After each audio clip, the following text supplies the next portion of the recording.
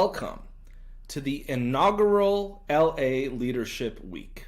My name is Mo Rock, CEO of the Los Angeles Tribune, and I am thrilled to have you join us for what promises to be a historical occasion. At the Tribune, we've always admired the glamour of LA Fashion Week, which celebrates our external aesthetics. Inspired by this, we envisioned a week dedicated to the beauty within, our character and values. Hence, Leadership Week was born. Our mission is ambitious: to ignite a global celebration of human character, much like the excitement surrounding fashion. We have brought together the top thought leaders from around the world to help spark this movement. Today, you're not just attendees. You're partners in reshaping media and challenging the status quo. Last year, our initiatives reached over 1 million people, inspiring acts of kindness and leadership worldwide. This week, we aim to double that impact. Character is power, as Booker T. Washington once said. Let's harness that power to not only change the conversation, but to change the world. Thank you for your commitment to making a difference. Together, we will make this world a better place.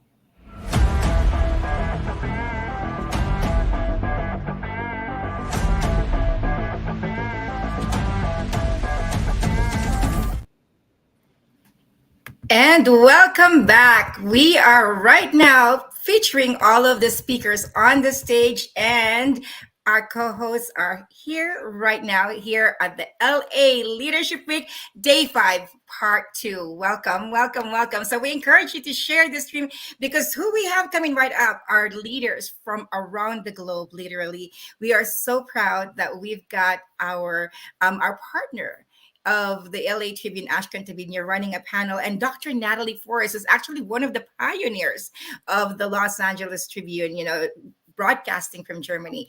So, Rex, first of all, I would love to hear, what are you looking forward to in this second stream of the Los Angeles Tribune, LA Leadership Week, Day 5? You're muted. You're on mute. From the close forward, in other words, from the end to now, we've got a boxing champion that you're going to want to pay attention to at the end. And we've got these powerful panels. And what I'm so delighted about by this panel is a dear friend of mine, Ashkan, and dear friend of mine, Natalie, and the other dear friends of mine are all part of this panel who are going to, deliver for you. So it's really exciting. And that's an important thing is to realize. Part 2 is as important as Part 1. So if you're watching now, share it out, invite people. The replays are going to be available too, so make sure that you get all of it. Absolutely, absolutely. Part 2, as a matter of fact, we saved the best for last, so Part 2 is something to definitely look forward to. So Julianne, what are your thoughts? Thank you, Ava. We keep on saying Part 1 and Part 2, but the only thing that is separating it is how long we can actually stream for. It's not that one part is better than the other. It's that we have so much greatness, we couldn't compress it all into the first part. So we have to keep going with the second stream. So, we had such an amazing opportunity to speak with Ashkan the other day, and Dr. Natalie as well. And I am just so excited to hear their contribution to the conversation of leadership and integrity and all the wonderful things that we've been discussing. And I just want to point out that it has been very interesting how it has just evolved naturally. We couldn't have planned it more perfectly for one thing to lead to the next, to lead to the next. So I'm just really excited because it's just a continuation of the greatness we've already experienced today. Absolutely. And Alicia, let me give you the microphone. I'm so excited that the conversations are continuing. Leadership comes in so many different forms. And I think what I'm really delighted to hear about in this next panel is just different perspectives, global perspectives. We have speakers coming in from all around the world. Ashkan has been an entrepreneur since he was 19. He helps companies with their vision, figure out and get clarity in their vision. And then all the way through, what is your legacy? And perspective is key. And that's a big part of leadership. It's your perspective and openness, but also understanding the perspectives of the individuals that you're engaging with on the other side to truly build community and to build relationships. So I'm delighted for our guests to be joining us today. You know what's amazing, Alicia, talk about synchronicity, was you were not around because you were in a money and youth training when we invited Ashkan to come in as an audience, and talking about legacy got him fired up. So I don't get him fired up. We've got a whole panel. When we talk about legacy, that's definitely gets Ashkan fired up. But let us bring on the stage Dr. Natalie Forrest. Welcome, Dr. Natalie Forrest, all the way from Germany. What time is it, Dr. Natalie Forrest, where you are?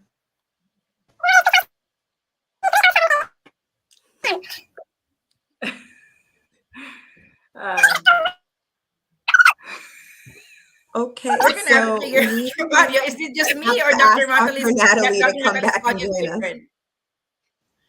Dr. Natalie, your audio is Mickey Mouse. Okay, so this is live broadcast, ladies and gentlemen, unedited. And so we're going to have to figure out Dr. Natalie's. But Ashkan, are you ready? We're bringing you right up, Ashkan. Here we go. And I want to say something as Ashkan comes up before he says anything. Ashkan is one of the remarkable, giving people I know. He cares about people. He uplifts and edifies people. He connects people. He is interested in people's legacy and in furthering their reach for everything. He is one of the most generous, kind, giving people who spend hours and hours and hours thinking how he can benefit them. Yeah, for sure. It's so lovely. And I want to add on to that share, Rex, because as Ava mentioned, I wasn't here this week. I was part of a leadership development program. But Ashkan, I wanted to share with you that there was someone that I participated in the program with who was talking about how much you have impacted their life. They saw LA Leadership Week. They saw that you were speaking. I won't say their full name, but it was Nate Z. And I just wanted to let you know that Nate Z says hi, and that you have been such an impactful, influential person in their life and helped open their perspective. So I definitely wanted to share that. Wow. It's, how do we start even? We can't start. It's a continuation. Well, we got to start because you have a lot of powerful panels. So what we'll do, Ashkan, is we'll take ourselves down. I got this. It's a continuation. Yes, so we're going to take ourselves out so that you can lead this powerful conversation on leadership. And I bet there's going to be legacy in it. So thank you, Ava. Thank you, Alicia. And Rick. So I don't even know what to say. Thank you. And our other lady. Well, first of all, we want to welcome all of you to Los Angeles Tribune Leadership Week.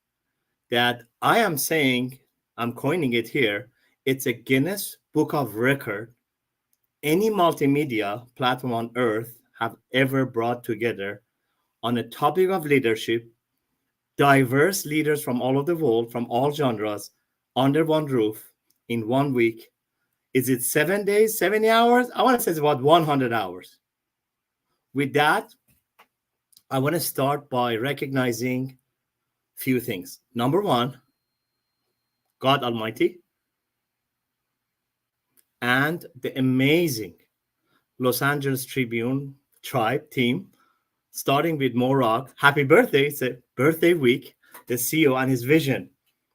and the wonderful, wonderful team, Eva Manuel, Alicia Lewis, Parisa Rose, Jim Miller, Rex Sykes, Sir Kaya, that I have a story on that to tell you guys, Julianne, I just met, and Jim Miller, and whoever else is behind. I want to really extend my, not just me, 9@1 Enterprise community. I have no idea what you guys did, how you did it, all the organization, behind the scene, over the scene, everything you guys doing and you're doing. The only thing I'm going to say is, wow, right? And oh boy, what is this? Is it a crusade? Is it a revolution? Is it a new trend? It's Los Angeles Tribune. That's what it is. With that, I want to also recognize it's a global genocide for Armenian, our wonderful community. At the same time, today is actually Yom HaShoah. It's a Holocaust Remembrance Day today. So as I am happy, I'm also sad. As I'm sad, I'm happy, because such a platforms like Los Angeles Tribune, they take stance. Integrity first, character first. What is the truth first? And we want to make sure that with all the education that we're doing, starting with ourselves, our family, all circle of influence, our city, nationally, globally, that we educate people one person at a time, that nothing replaces hate except love, understand that we're all equal. There's no gender, there's no religion. Under God's dominion, we are all equal. And we are all leaders, by the way. So I want to recognize those two things, and also the month of mental health. And I like to recognize some of my leadership. And you guys see, usually I have a beautiful background. Should I use the Los Angeles Tribune background you guys have? You know what? I decided to showcase my father to the right, left, and my mother, because they both are the leaders. That my father was the mindset leader that brought mindset to me. My mother was my heart leader that brought 100% heart to me. And I cannot tell you that what they have done to me, everyone say, Ashkan, you have so much gifts, innate abilities, and they don't understand that I'm just the living legacy of my father, Shamsuddin Tabibnia. He was born blind, passed blind, but he had the sight of an eagle. Okay. And this is why one of the reasons we have that as our emblem. My mom had the sense of a saint. And actually, for those of you who want to know about Leah Ahava, Michelle Wilson wrote about her in Los Angeles Tribune over 4 or 5 years ago, I want to say. So yes, and other leaders that have shaped my life are, of course, our wonderful prophets. Aside from them, Napoleon Hill, boom, right? Tony Robbins, right? Steve Jennings. I want to say David Fagan. Steve Jennings, I'm not going to elaborate who he is. You guys will understand. Even though he's not with us, he will be recognized in Los Angeles Tribune soon. You know, Jay Abraham, that was on. He's my current mentor. I want to be like Jay Abraham, right? Because I do strategy. And, you know, there are many more that I want to, but I'm going to bring him later. My current mentor, Don Green, the CEO of Napoleon Hill. But right now, it's not about my leaders that shaped my life. It's about the leaders that currently are a living legacy of whatever happened here the past 5 days and some, how Mo Rock is living his life. I want to recognize his parents for educating such a gentleman from Persia to come to America and create the most powerful media platform of personal development known to anyone. After this week, I'm sure everybody will agree. So I've been saying that for a few years. With that, I like to bring up our panel so we can get right into our wonderful leadership roundtable. Hi, Ashkan. Hi. Hello. How are you? Oh wow! I'm happy to have Campbell on. We take you. Donna. Hello, I just wanted to jump in and say hello to everybody. You guys are amazing, and I love everything you guys are doing. And Dr. Natalie, thank you for being on with us. I know it's the middle of the night for you. So Thank you. thank you. You. You know, Wow, look at everybody. it's such a exemplary day, and I want to start by telling that in leadership there are a lot of different genres, and we want to talk about ethical leadership and how our wonderful international leaders here, by who they are, by living their essence and the message, are going to be in charge of educating the next generation. So they should know what is the truth. So they know how to ask questions. So they know what is correct and not what going on TikTok, Instagram, and maybe they want to come on Los Angeles Tribune to understand about personal development that starts with them. Right? It's a journey. Their innate abilities to understand why they're here. Right? So many dynamics. But with that, I want to start to recognize and introduce our wonderful panel, and then we get right into it.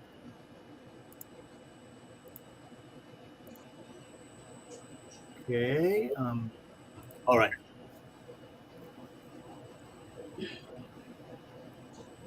I want to introduce Dame Astrid, entrepreneur, sales, and leadership development expert, senator, president, Voiced Association, founder of Deepesh, and a Presidential Lifetime Achievement Award, like our wonderful, Mo and his team from President Biden.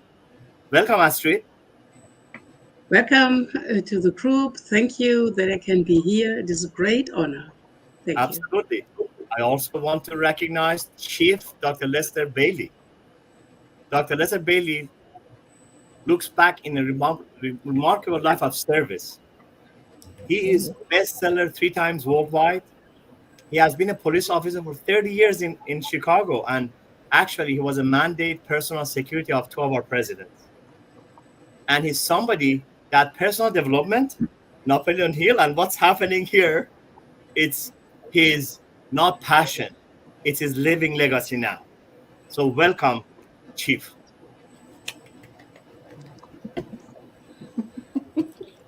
I want to thank you. He's shy, right? I know he's shy. Still shy. Aaron Schmidt. Aaron is a serial entrepreneur who has started several businesses in various business sectors, and now he's the CEO of a conglomerate called La Vida Global and magazine and some. He has a skincare that everything started because of that. Over 5 years, she had got the best. Look at her skin, by the way, and look at my skin. I'm wearing a La Vida today. She inspires me by she's an amazing mother of an amazing girl that's called Maya, and I thought, I'm doing something serving others, but if she wants to, share later as a leader at home, she has brought about a new understanding for me about autism and why is a gift when you have somebody autistic in your house. So welcome, Erin. Thank you. Thanks, Ashkan. It's a pleasure to be here. And Sir Joseph Maguire. And again, for those of you that are watching out there, this is an international panel. Some of our wonderful guests, they slept, they woke up at 3 a.m. I want to thank Dr. Natalie. I want to thank Sir Joseph Maguire. It's 3 a.m. over there, and you see them happy. It's because what Los Angeles Tribune has done. There's no sleep when there's leadership. It's not 7 days. It's actually 24 hours, right? So, Joseph Maguire, sir, he's a world best physiognomist. That means reading of the faces for over 40 years. He has done it for FBI, for world elites, and England royalty. And we have a pleasure of having him as our CCO, Chief Communication Officer. At the end of the day, he's so authentic. He's a real deal. He's humble. And I'm so happy to have him here today. Welcome, sir. Thank you, Ashkan. Delighted to be here and to be sharing the stage with so many wonderful people. Absolutely. And you know what? Dan Silverberg. Leadership in his...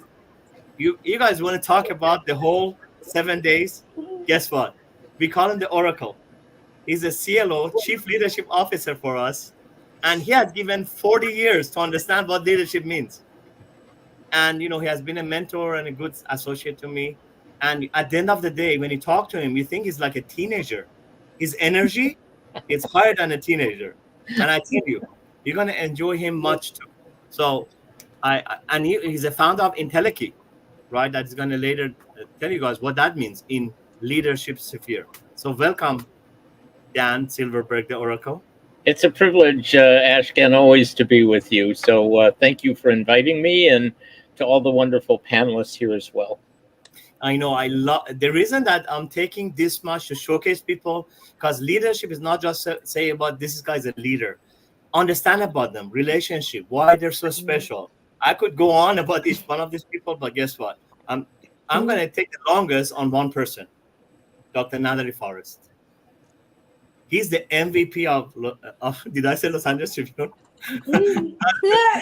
901 Enterprise. And first and foremost, I want to thank Mo. Because if it wasn't because of him, having kebab together, kebab is Persian dish, how would I even know Dr. Natalie? Was it 5 years ago when we were part of Quantum Leap, the first one? He's a spiritual life transforming mentor. She's a trailblazer, what we call the revolutionary rule breaker, renowned for her unconventional approach and profound insight. Dr. Natalie journey has marked by commitment to challenging conventional strategies that often lead to feeling stuck. As a celebrated intuitive and spiritual mentor, international best-selling author, and a keynote speaker, Dr. Forrest has graced global stages alongside icon many whom are present here again throughout the 7 days and in the field of personal development and more. Among her many accolades, she proudly holds the 2016 President Barack Obama Presidential Volunteer Service Award and Lifetime Achievement Award. Aside from being the founder of Visionary and CEO of Her Life and Natalie Forrest International, Dr. Forrest is honored to serve as a VP for 901 Enterprise and a VP of Media.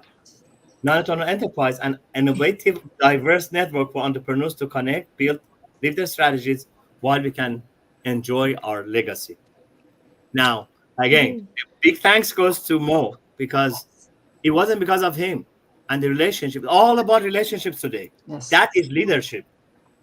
I just want to open up the platform to the first question, right? And not in any order, I just call on you.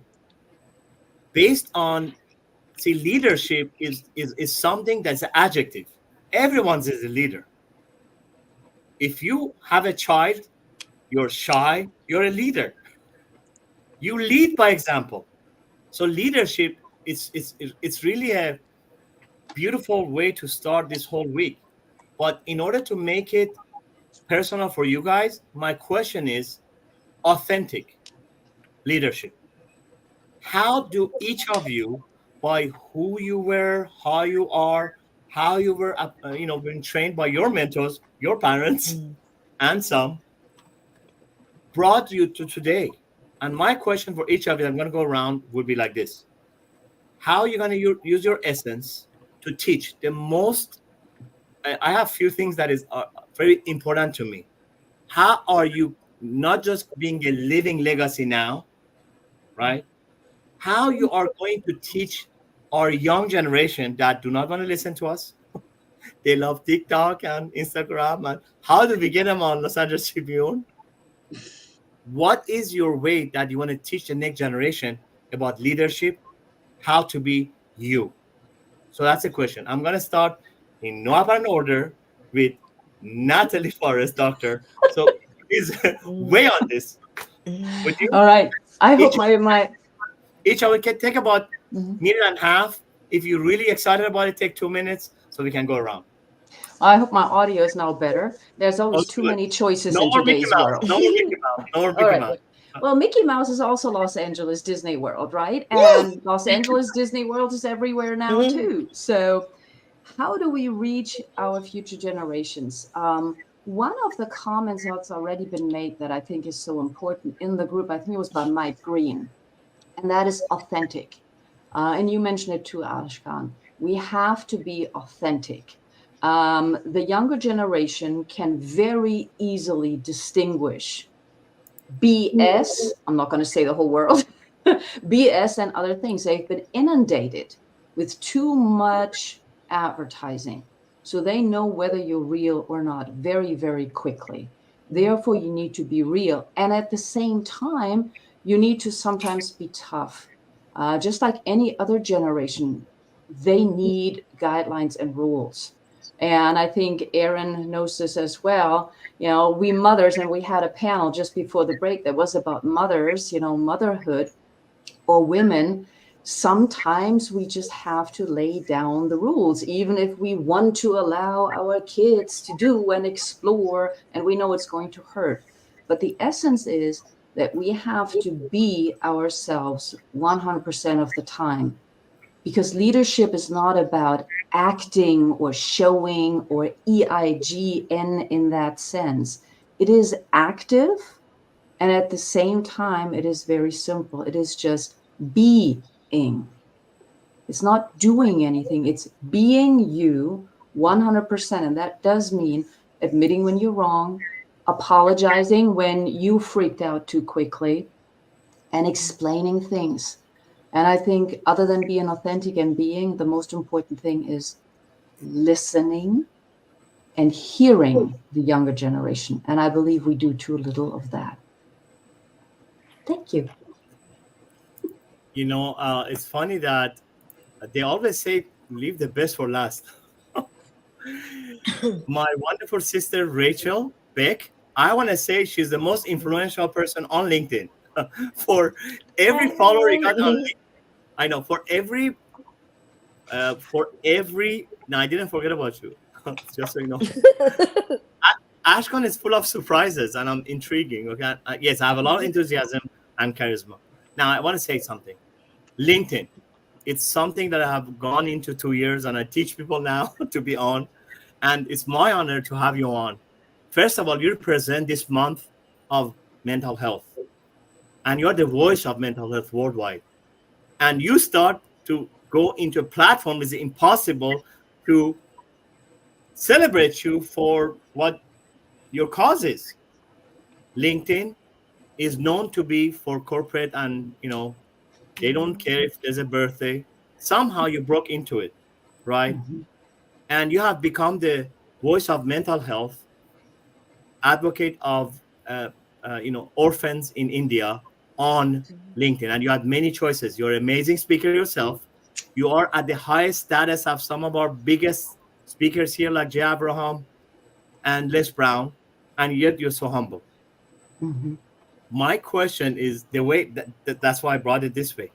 I want you to go right into this question, and the first question to answer, even though you were orphan yourself, how did you transfer that energy into leadership, and you decided to go on LinkedIn, where it's almost very hard to break in and have 240,000 followers that are authentic, and every day you answer each of them, and you save lives, people who have money and people who don't have money, and they're just lonely.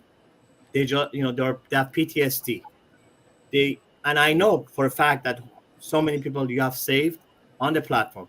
So please, I know it's a little bit different, but I really wanted to hear just like that. So go at it, and how, after answering that question, how are you going to send that to the new generation of young people?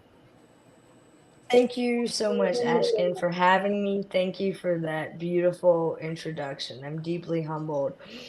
It really is, it's a conscious choice that I made. I started producing my show a couple years ago, the first day of the pandemic. And I woke up and I'm an empath and I can feel my network not doing good. And they said they need help immediately. And I didn't take one day off during the pandemic because of what you were talking about. People felt alone. They felt extremely scared. And now we know, I have a psychologist who comes on my show quite often, that mental health issues right now are up 800% in this country. So it really is the new epidemic. That's what's going on. I have a very different style of leadership. I stand in the back and I push people forward. That's my job. It's a very different style. I'm taking care of close to 300,000 people every single day. And when it comes to the next generation, I can answer that for you because I was a teacher in my 20s. So I absolutely understand how important it is for the next generation. And it was something very consciously I did 20 years ago when I was a teacher, and being there for them and making children feel safe, secure. I actually always would end up Friday, the very last 15 minutes of class, I would sit my students down and they had a chance to use their voices to talk about what they had gone through during the week. That's how I closed it out. All my years of teaching. And it was important for them, exactly what you're talking about, for my students to have their own voices and to be heard. And now I'm I'm very, very conscious of it because of what's going on. It is our responsibility right now, all of us. Just like we are blessed to be standing on the shoulders of the people who open the doors for us, doesn't matter what gender, male, female, everybody. It is our responsibility now, right now in this time, to make it better, to make it. And I'm personally very, very invested in this from an emotional aspect because I don't forget where I come from. I don't. I mean, I'm really, really blessed because I was adopted by an incredible American Jewish family, and I was adopted at 11 months old. But I get up every single day because of my orphanage. That's where I get up. So all those, 100 children who are in the orphanage and then in the school, it's the reason why I get up. Wow. I'm flabbergasted, even though I love to talk. Wow. Wow. How do I even go?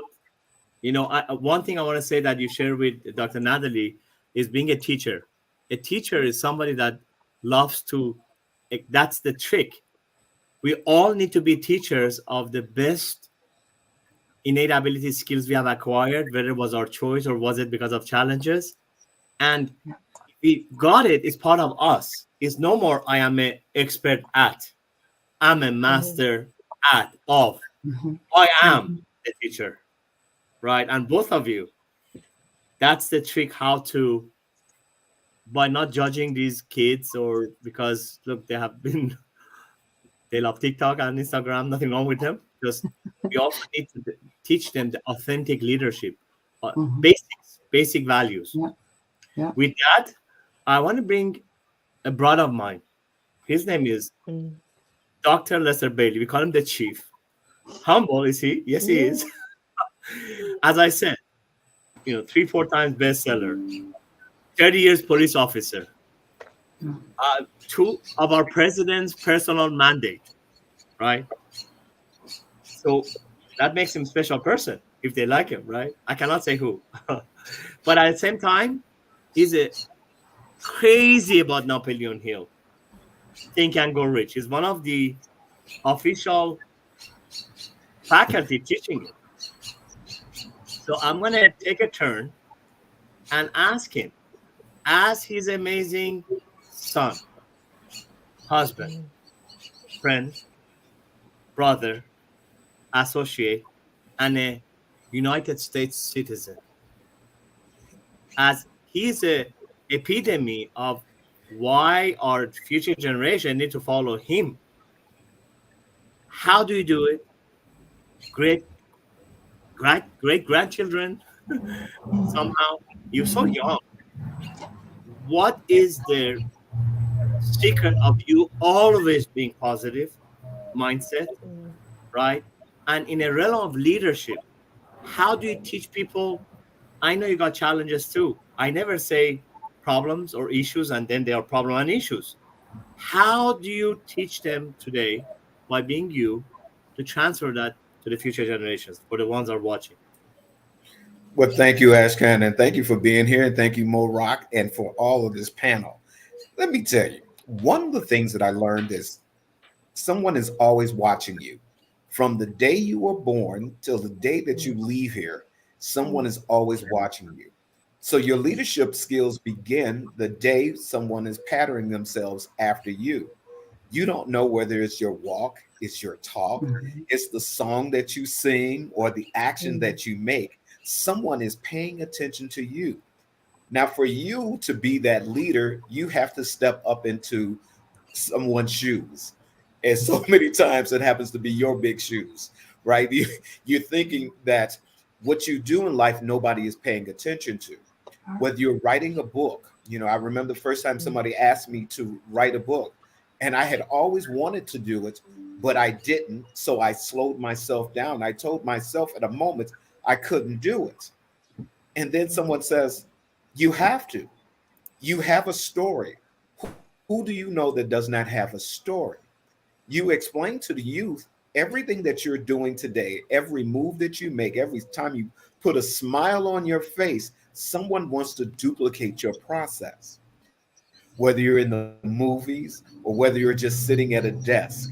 I remember, so many times I thought I couldn't do it. And Napoleon Hill told me, if you only believe, that belief that you have in yourself transfers to someone else. It doesn't matter the age, because each one of us live in a different area of youth. Some people will say old, but we're living in a different area of youth. Our minds are always young. They're always transforming. They're always moving into the area of which we love. Self-care, as Rachel says, when you're really looking at self-care is when you find yourself in the mirror and you have to ask yourself, what is my challenge of today and can I make it? Often we learn to doubt ourselves. So I began a process to remind people, learn to doubt your doubts. Every time that you doubt your doubt, you become that person that's sitting in that leadership. They said if you can lead one, you can lead many. But if you can't lead one, you can't lead any. Well, you look at what Napoleon Hill did.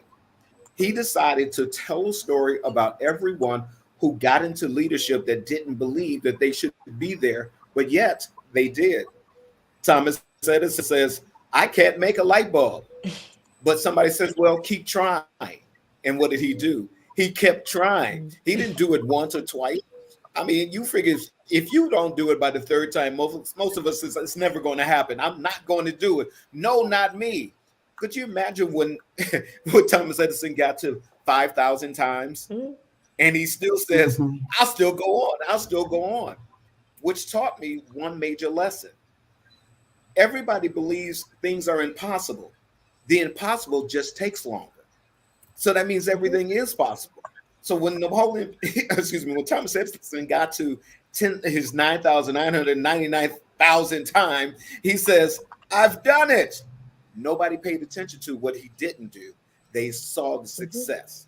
So your leadership is success. It's just in different ways. And that's what I'll give to you, Ashkan. I cannot say, or you resonate like this morning when me and Aaron were listening to Les Brown. your brother from another mother, I know he's a friend of yours too. It was just, look, I resonate with Les Brown too. I know that I tell you guys straight. I have amazing, write-ups because thanks to Dr. Natalie, I'm following, okay? Yes, that's a secret. At the same time, I'm always ready to talk from my heart. And this morning, yes, I'm following that, by the way. Yes.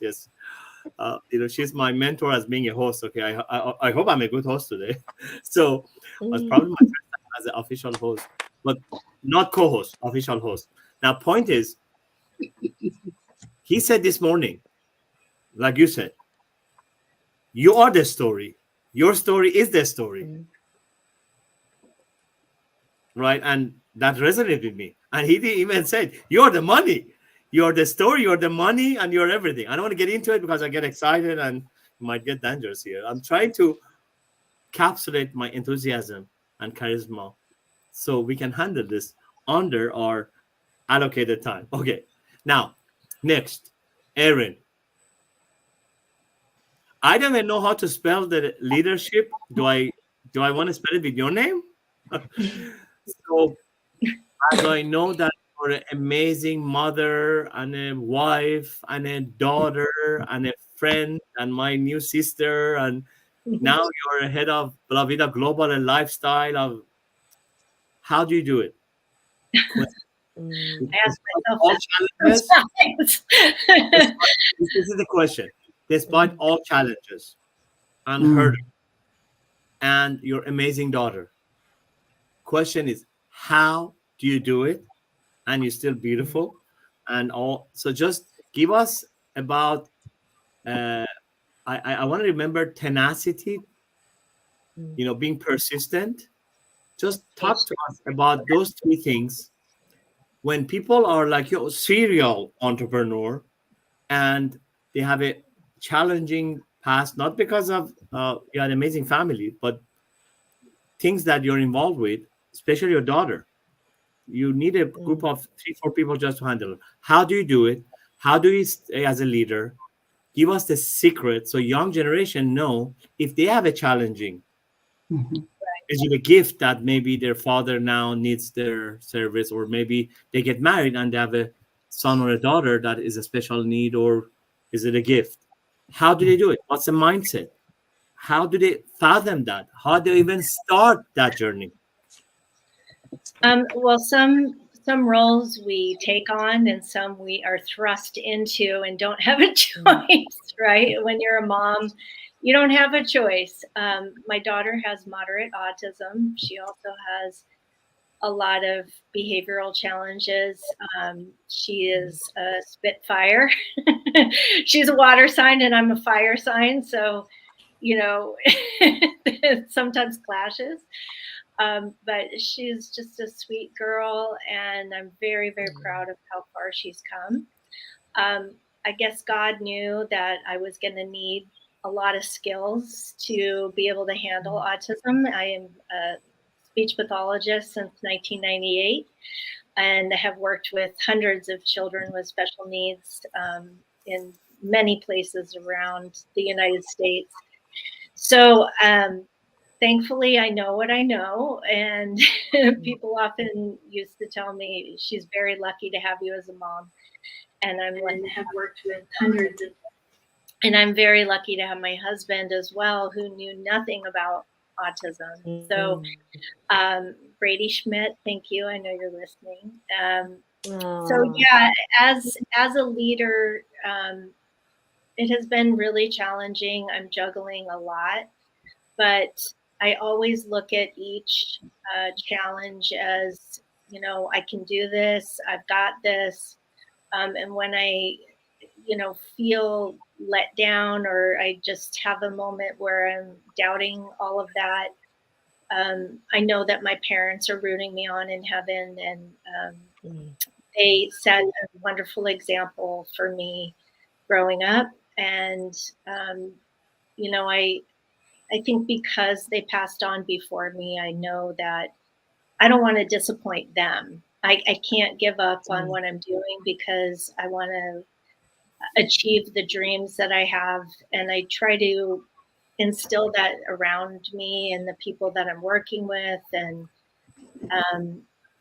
just really show my daughter as well that, even when it's hard, we can do it. We have to just keep persevering. And like you mentioned, patience, perseverance, and tenacity are the keys to success that I use.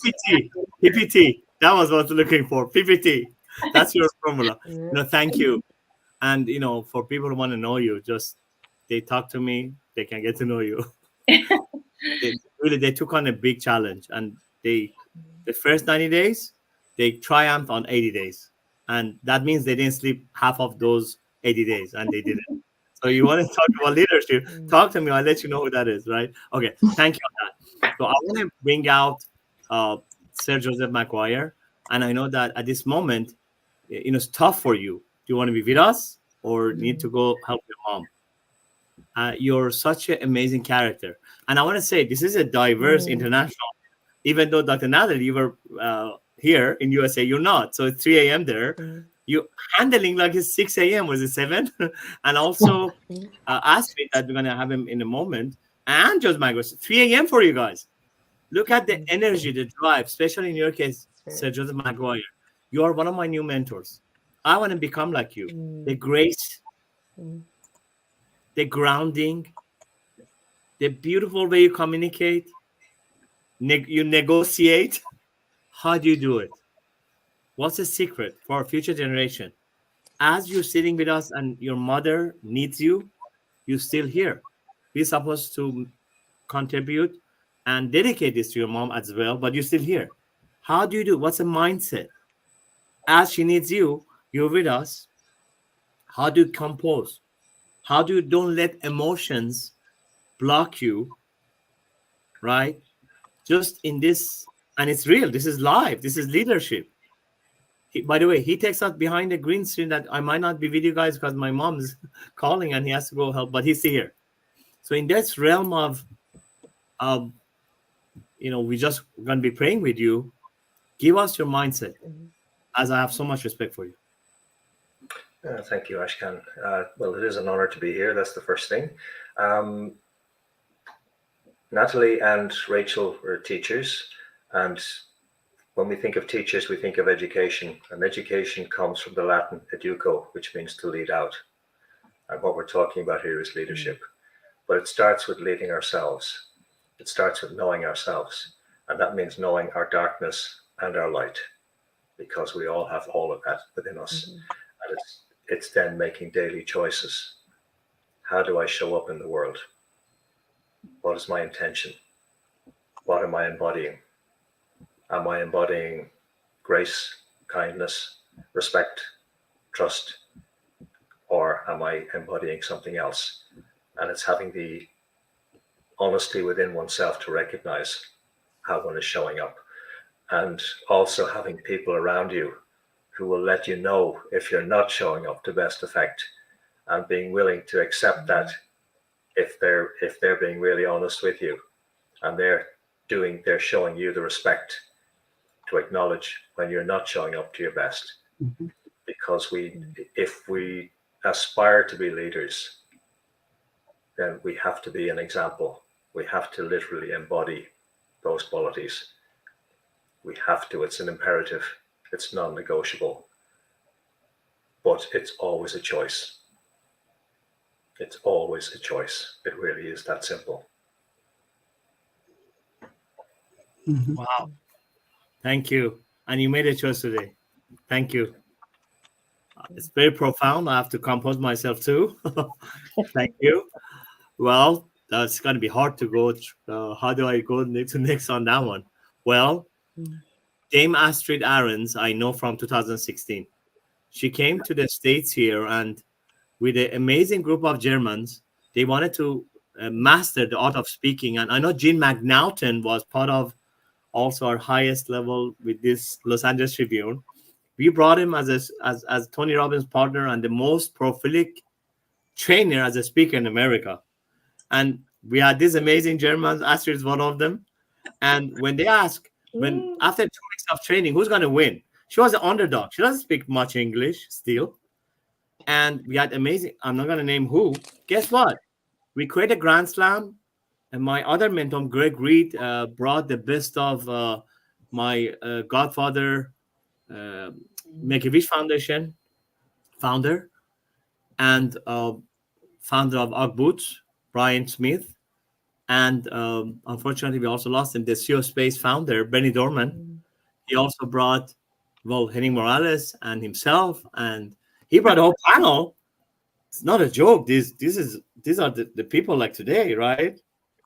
And Astrid, after 2 weeks of going to training and Oscars and radio, and she talked in English, the speech. She was the underdog and she didn't speak English, so we never thought she was going to win.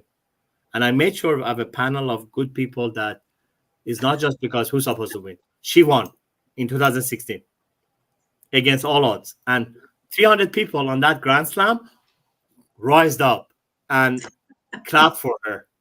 8 years later, she's one of our partners now, also with Los Angeles Tribune, sustainability, causes that matters in the world.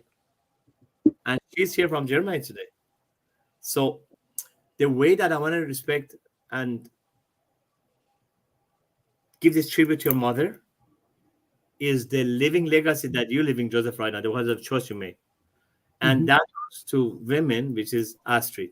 So she's not just an international bestseller and a speaker and a badass, and she's a founder of Voice 8 and Deepesh. I want her, with her amazing English that we respect, and she can even go German. We have a translator, Dr. Natalie. Tell us in 2 minutes, how did she do it? How she become a renaissance, achieve everything that she wants, and create an organization that's still achieving whatever she wants through that organization to give back internationally under the 17 principles of United Nations, especially sustainability and green initiative, including planting trees. Thank you, Ashkan.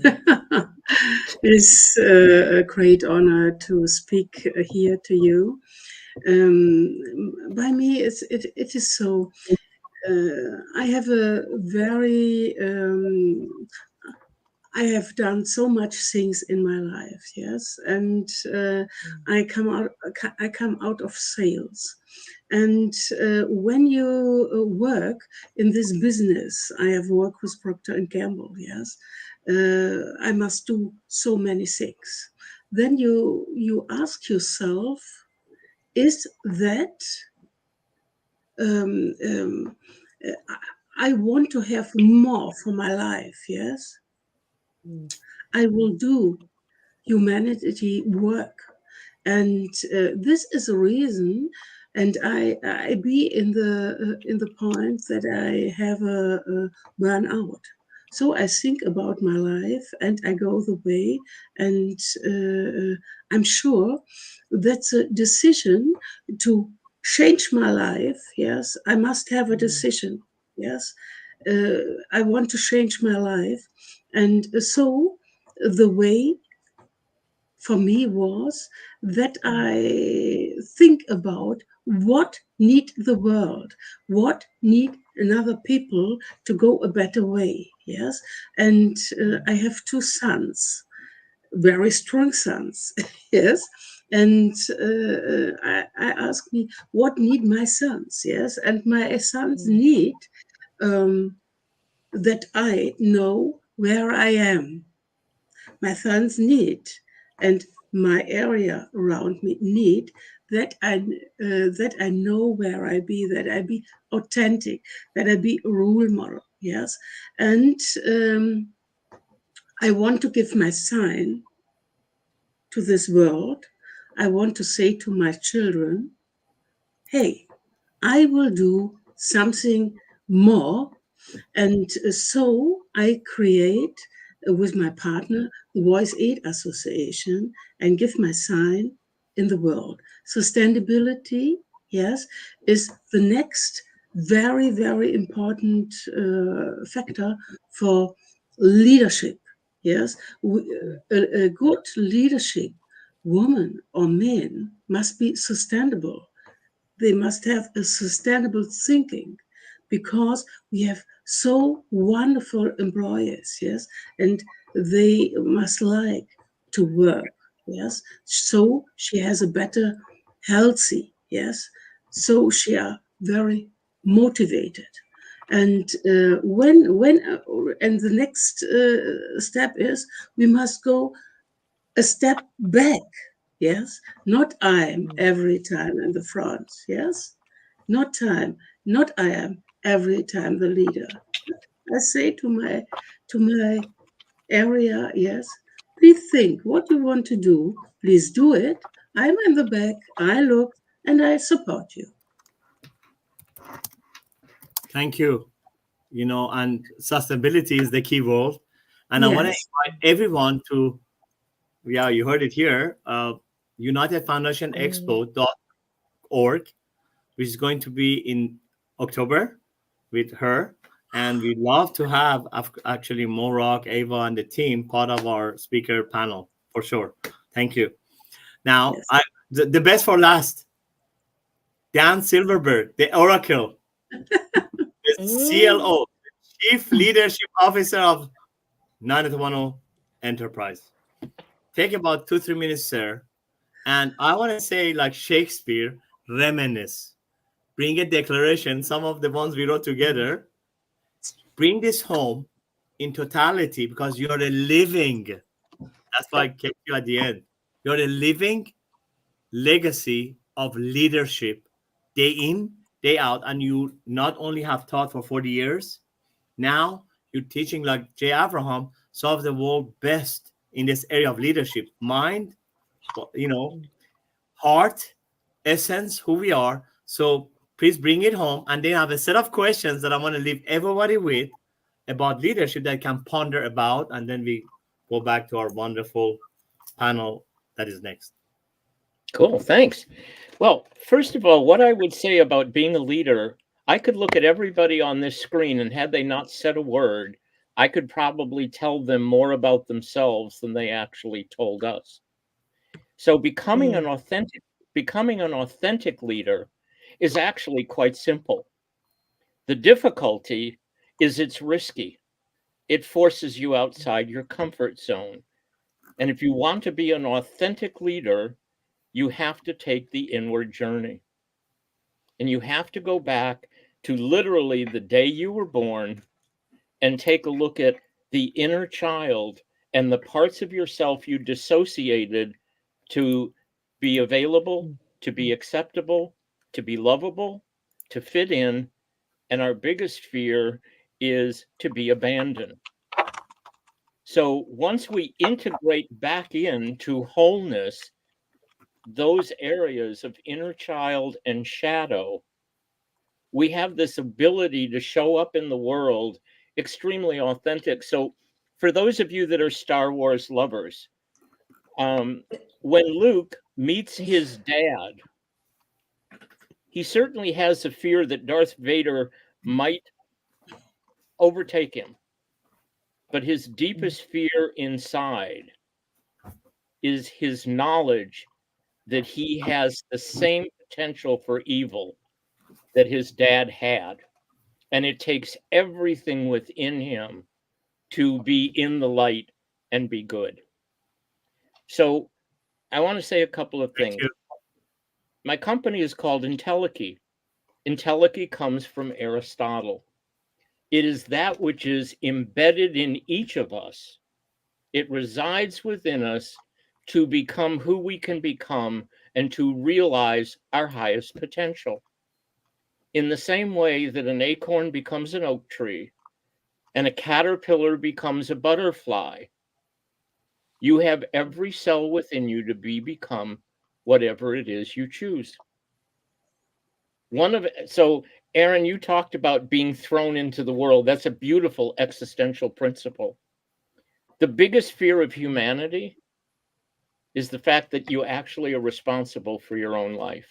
There's no victim. There's nobody did this to you. You're not at the effect of. If you want to know about what your life intention is, look at the life you have. So if you want to be authentic and you want to lead others to their greatness, it's really simple. What are your deepest yearnings?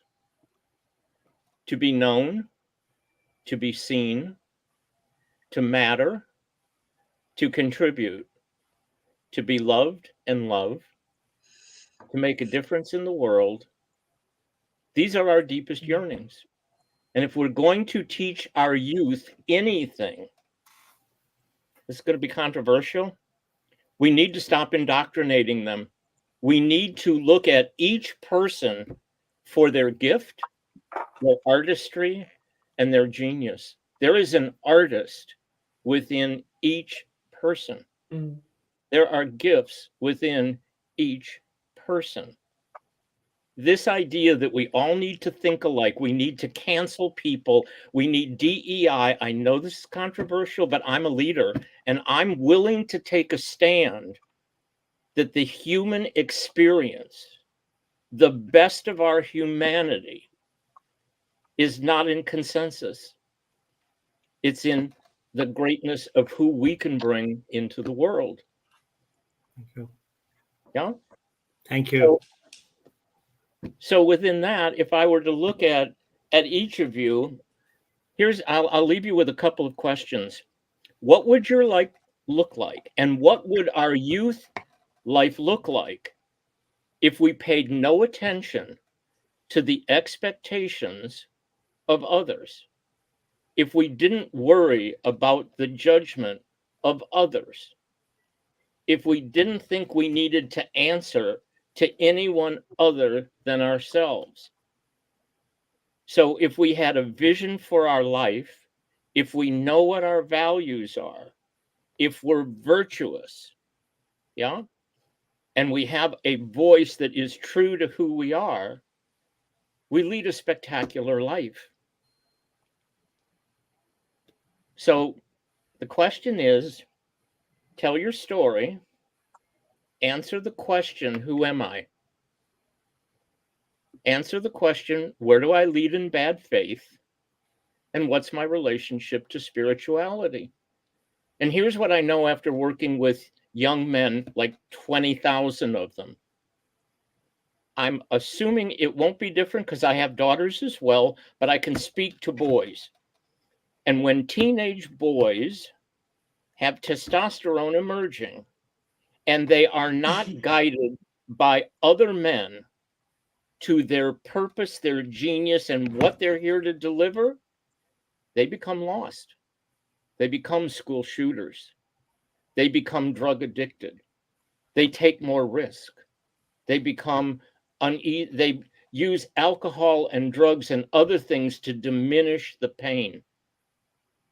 So as a father and as a man, the more you can in each person see that journey ahead for them, then you will have changed the world. And as I grew up, I was very lucky to have a lot of mentors. But one of them said, don't worry about being a great man, be a great boy.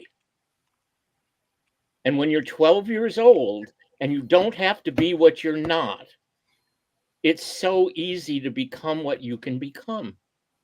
And lastly, here's the deal. It's really simple. A stone can only be a stone. A tree can only be a tree, and a table can never be a deck of cards. Human beings are the only thing where existence precedes our essence. Our essence is who, moment by moment, our thoughts, our behaviors, our choices, they create our experience creates our emotion, those create our memories, and then we show up in the world with this personality. So what can you expect from the world? More importantly, what can the world expect from you? Can it expect your greatness? I think it should. Wow. No wonder we call it the Oracle. With that, listen, this was an international, diverse leaders, and each of you did not talk about your expertise, your mastery, your essence, all of you. I don't even know how to capsulate everything in one word, but I will try. I want to bring the whole panel of Los Angeles Tribune here, and just while they're doing that, I'm going to let you guys also go with these questions that was given to me by Dr. Natalie. So how do you define concept of living legacy in context and leadership? This is a homework that you guys need to answer. Don't worry about our panel to answer. What actions or initiatives have you implemented to ensure that your leadership has positive and enduring impact? Can you share examples of specific ways you have empowered others to carry forward your leadership values and vision, like a lot of people that did in Los Angeles Tribune past 5 days? What values or principles do you hope to instill in future generations of leaders through your examples? Like our wonderful Oracle put it at your fingertips. How do you balance the desire for personal recognition with the goal of living a collective legacy that transcends individual contributions? Next question. How do you balance authority and empathy in leadership? What does ethical leadership mean to you? And can you provide examples for your experience?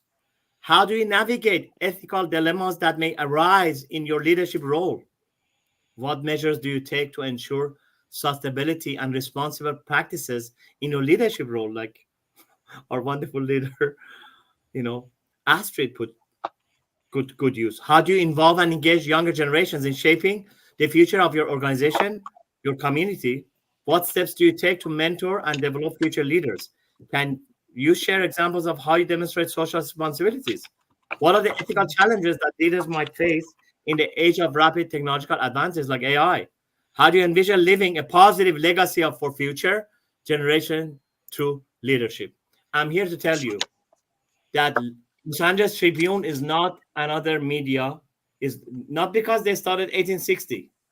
It's because Morag, a wonderful son of immigrants, came and he said, I have a dream. I want to take a tabloid. Well, I'm not going to talk about the news because he was saying this morning, I was listening in his TED talk, that for every 17 negative news, there's only one positive. So he said, I will become the CEO of a prestigious Los Angeles Tribune. And it's not just the tabloid, it's him. I wanted to recognize his parents for brought him up with these values that is resonant at everything we talked about. And the Fast 5 days and every single leader, and host and hostess and the team. This is the leadership. Leadership begins with us, with our story. What do we do it for ourselves, our family, our children, our friends, our circle of influence, and our community? We don't have to worry about the global change, and the city, and the state, and the country, and then globally. So with that, I want to bring in Campbell. I know I'm flabbergasted. I don't even know what happened here today, but I want to say that I dedicate this whole hour, as I mentioned earlier, to the lonely ones there at home that have no voice, to the people who are shy or they're introvert and they don't know how to voice their opinion. I know we have so many amazing people that join Los Angeles Tribune because we are social, we're positive. There are people who are pessimists. They don't even know what next is. Maybe some of them are watching, and the whole 7 days that we're gonna show, we want to tell them that we know who you are. And I want to dedicate this whole hour, aside from my parents and my mentors and everything we talked about, and you guys and all your wonderful individual networks, is to those people that have no voice, that don't know how to articulate, they are in pain, they are asking themselves, do I get up tomorrow or do I take my life? Leadership to them means nothing. Leadership to them means some of us, maybe we have friends that we forgot about, we call them, and they just want somebody to hear them. Sometimes they don't want them to tell them anything. They just want to exist. They want to be acknowledged. So I want to give this whole hour to the voiceless, to the shy ones, to the introverts, and the people who don't know how to be a leader, because guess what? You're leaders in your realm, and if you have made it to this day, please join this Los Angeles Tribune, because now we are a trendsetter in a personal development. It's not just about happiness and being inspired. Inspiration goes away. But all the things that we have taught past 5 days and 2 more, and then we have 2 more panels, and the boxer, they can give you the reason before you were under the proclamations that there's no hope. It's so dark. There's no friends. Nobody care about me. With Los Angeles Tribune, that everything they brought together, there might be a hope. Give us another hour. Give us another day. And you matter. And that's why Los Angeles Tribune is not just the leadership for the incredibles and the inspired and the trailblazers. It's also for everybody else. And I want to thank Morag, Ava, the team for bringing about the Guinness Book of Record, I told you so. Leadership, par excellence globally. Well, Ashkan, thank you so much, and to all the panelists of this powerful roundtable from around the world. Thank you, thank you, thank you. Definitely the audience felt your heart, felt the authenticity. We had so much comments that were just like really acknowledging, feeling heard, feeling seen. And your words really were powerful for them. So thank you so much. And I just want to acknowledge you, Ashkan, for bringing this powerful panel together. Thank you. Thank And you. so with this, we are gonna transition to another panel. Thank you, Dr. Natalie. Thank you, Thank Ashkan. you. Truly, And truly our next inspiring. panel is something that's just building up on the momentum of this one. Donna, tell us more about what Yes. we're gonna look forward to in this panel. What I'm really excited for here coming up is because not only are there this next panel coming up, thought leaders in their own right, it's a friend and a colleague of mine that I've gotten to know over the year and some of the different people on his team. And it's been truly inspiring because it's really about positioning yourself as a thought leader.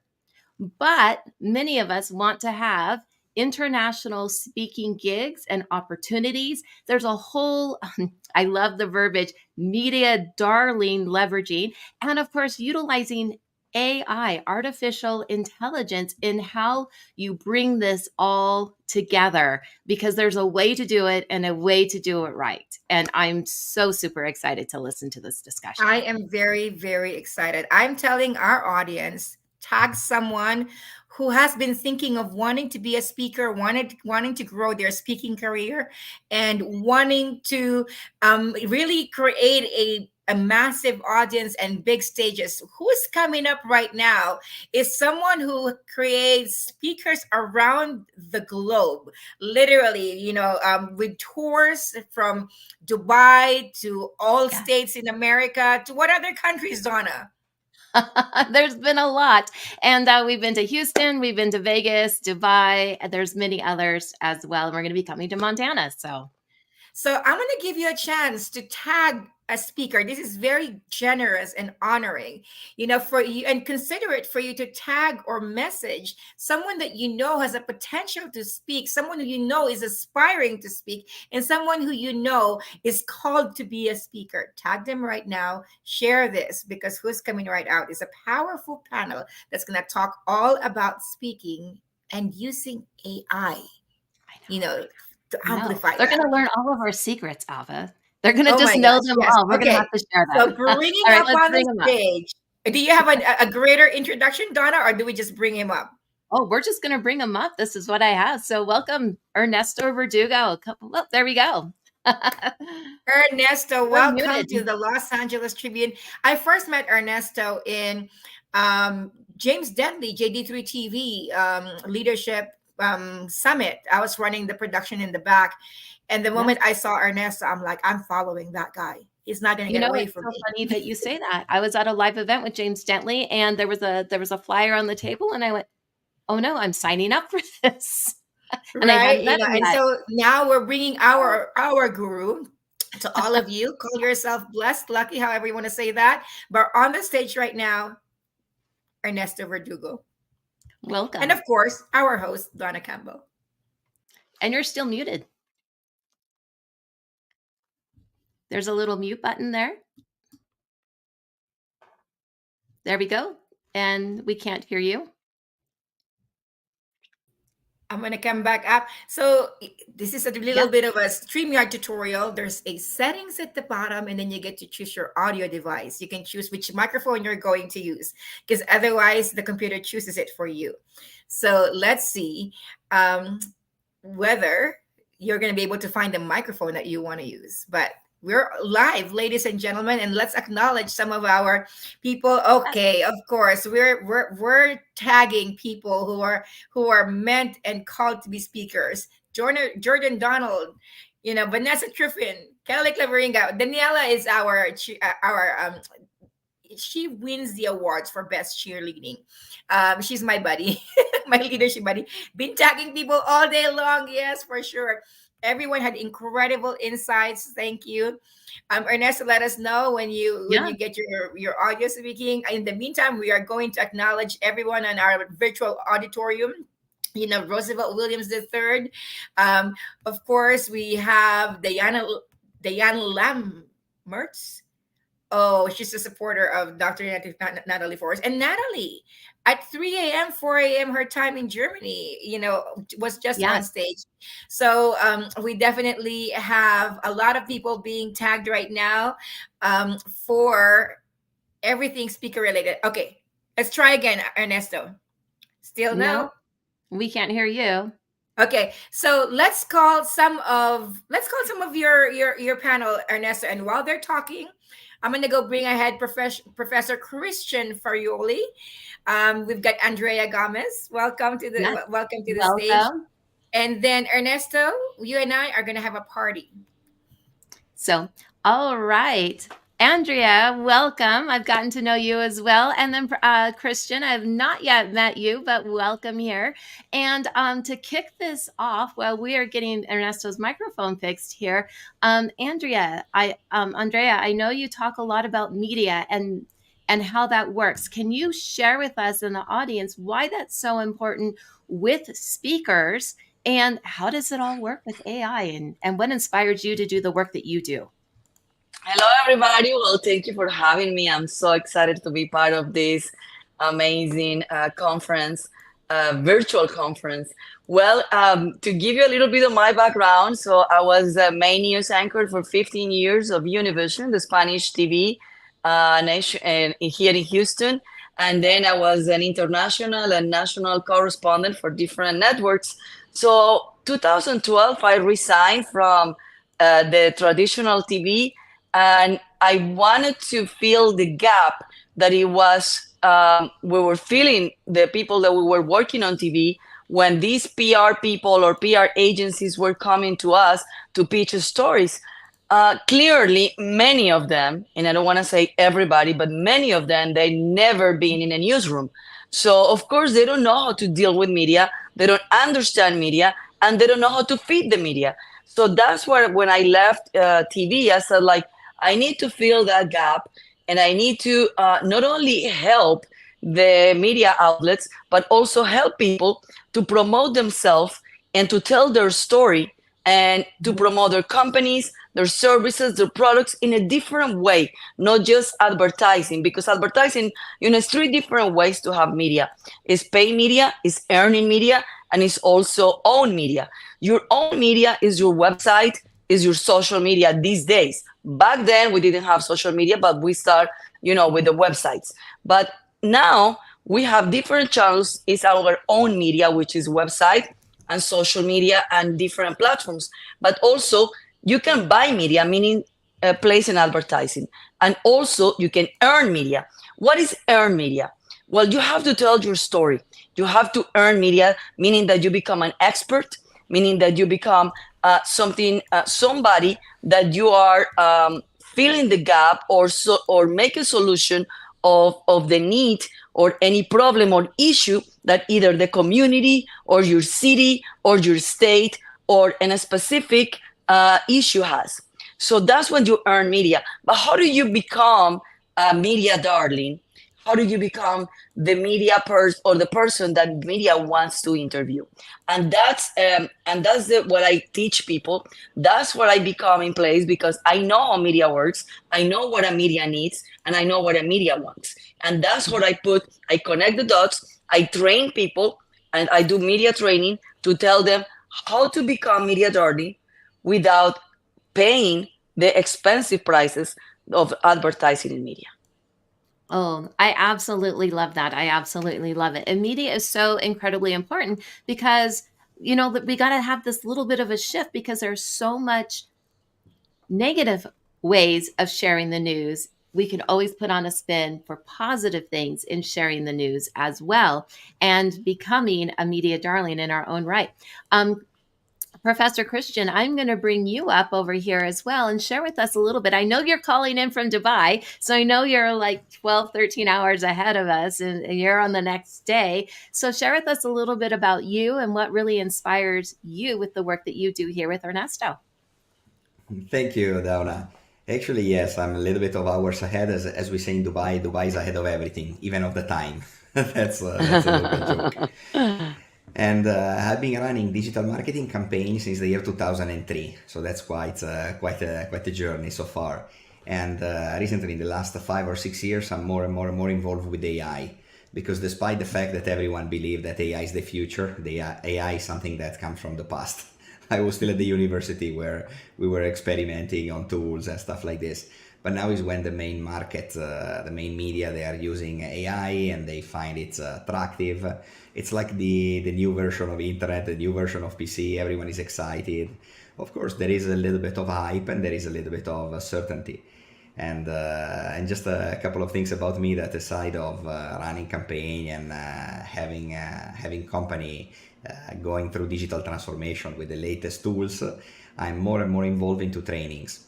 So for the last 12 years, I'm teaching and speaking at conferences worldwide, not only in the Middle East, basically enable leaders and senior leaders to use those tools in their organization, or at least to understand those tools. Then they're not the one that they need to do it. They have a massive team to do it. But it's important that everyone understand that technology now is always something that can be used by any organization to massively improve productivity.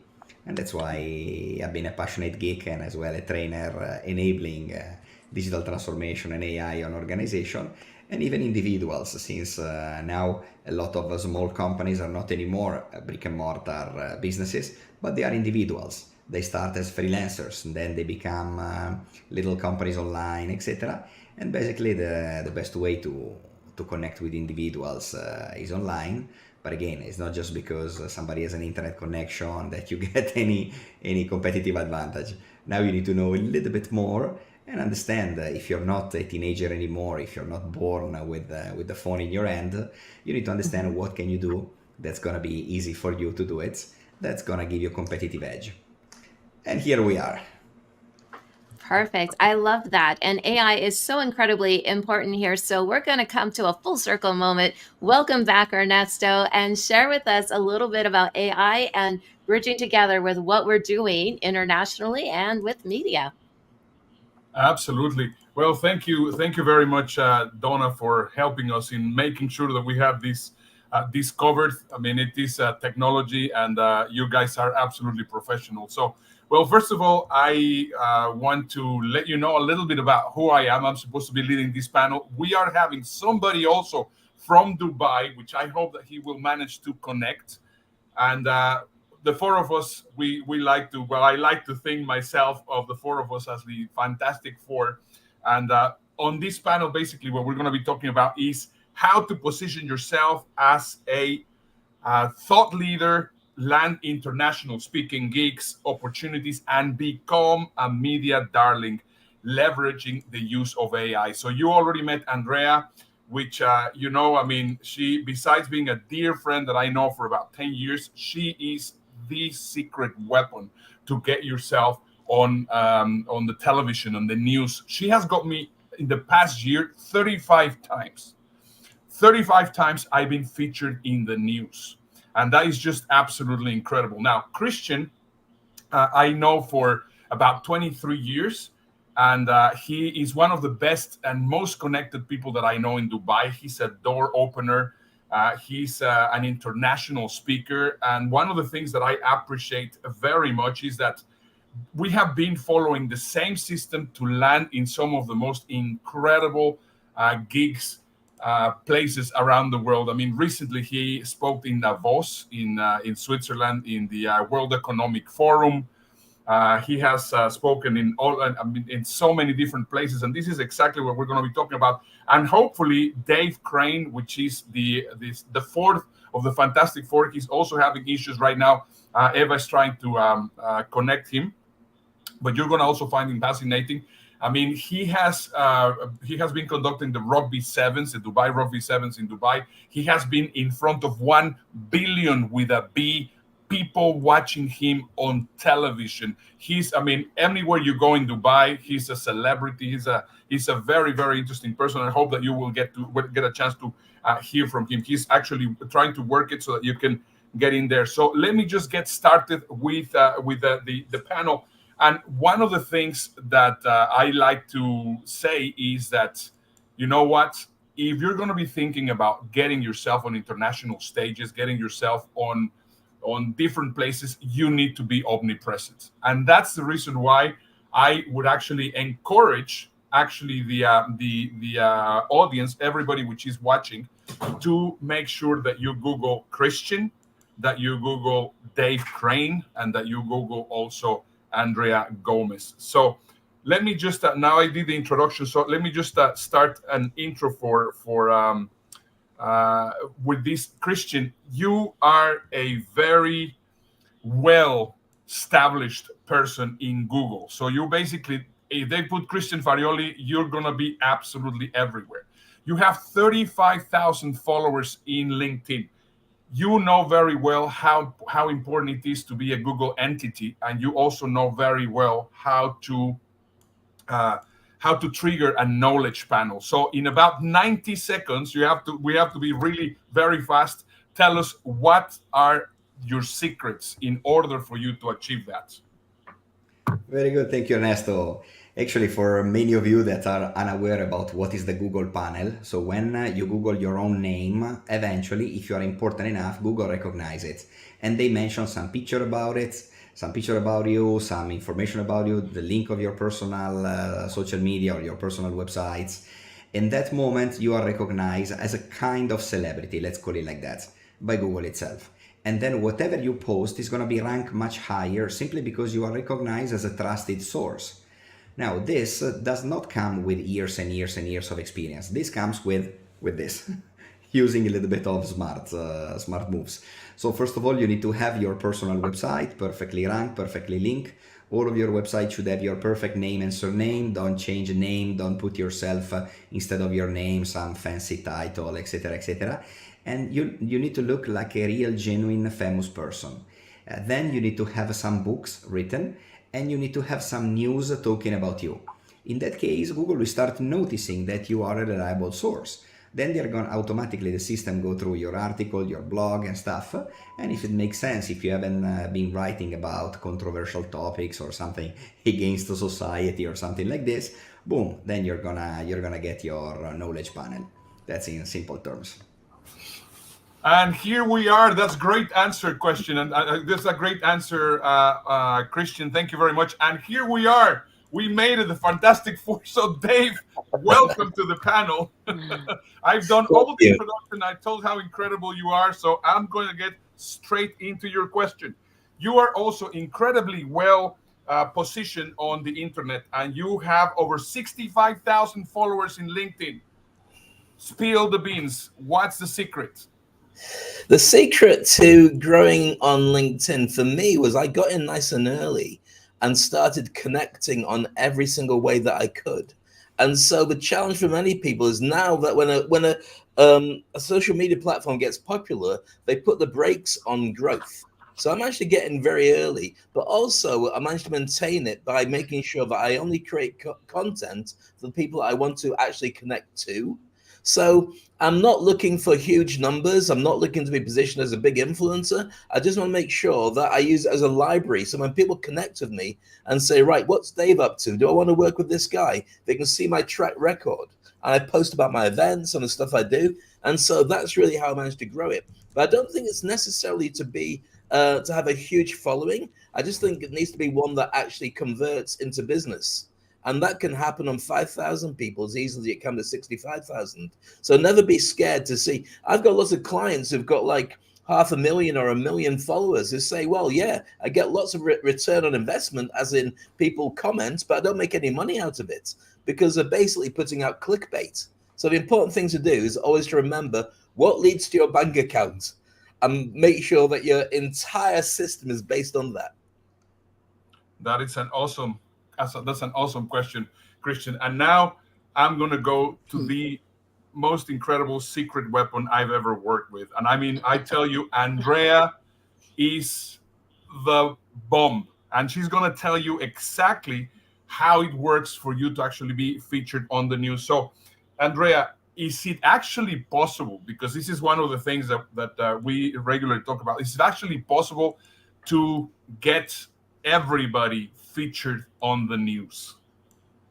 It is absolutely possible, guys, but I love it that we started talking about Google, website, and social media, because if it's possible to make everybody become a media darling. But without those elements, without having the presence online, being in Google, having a strong website, and having a very strong social media content, forget about it. I will never take a client that has not those elements before, and had the media training, and know how to speak in camera, and know how to even speak in Zoom.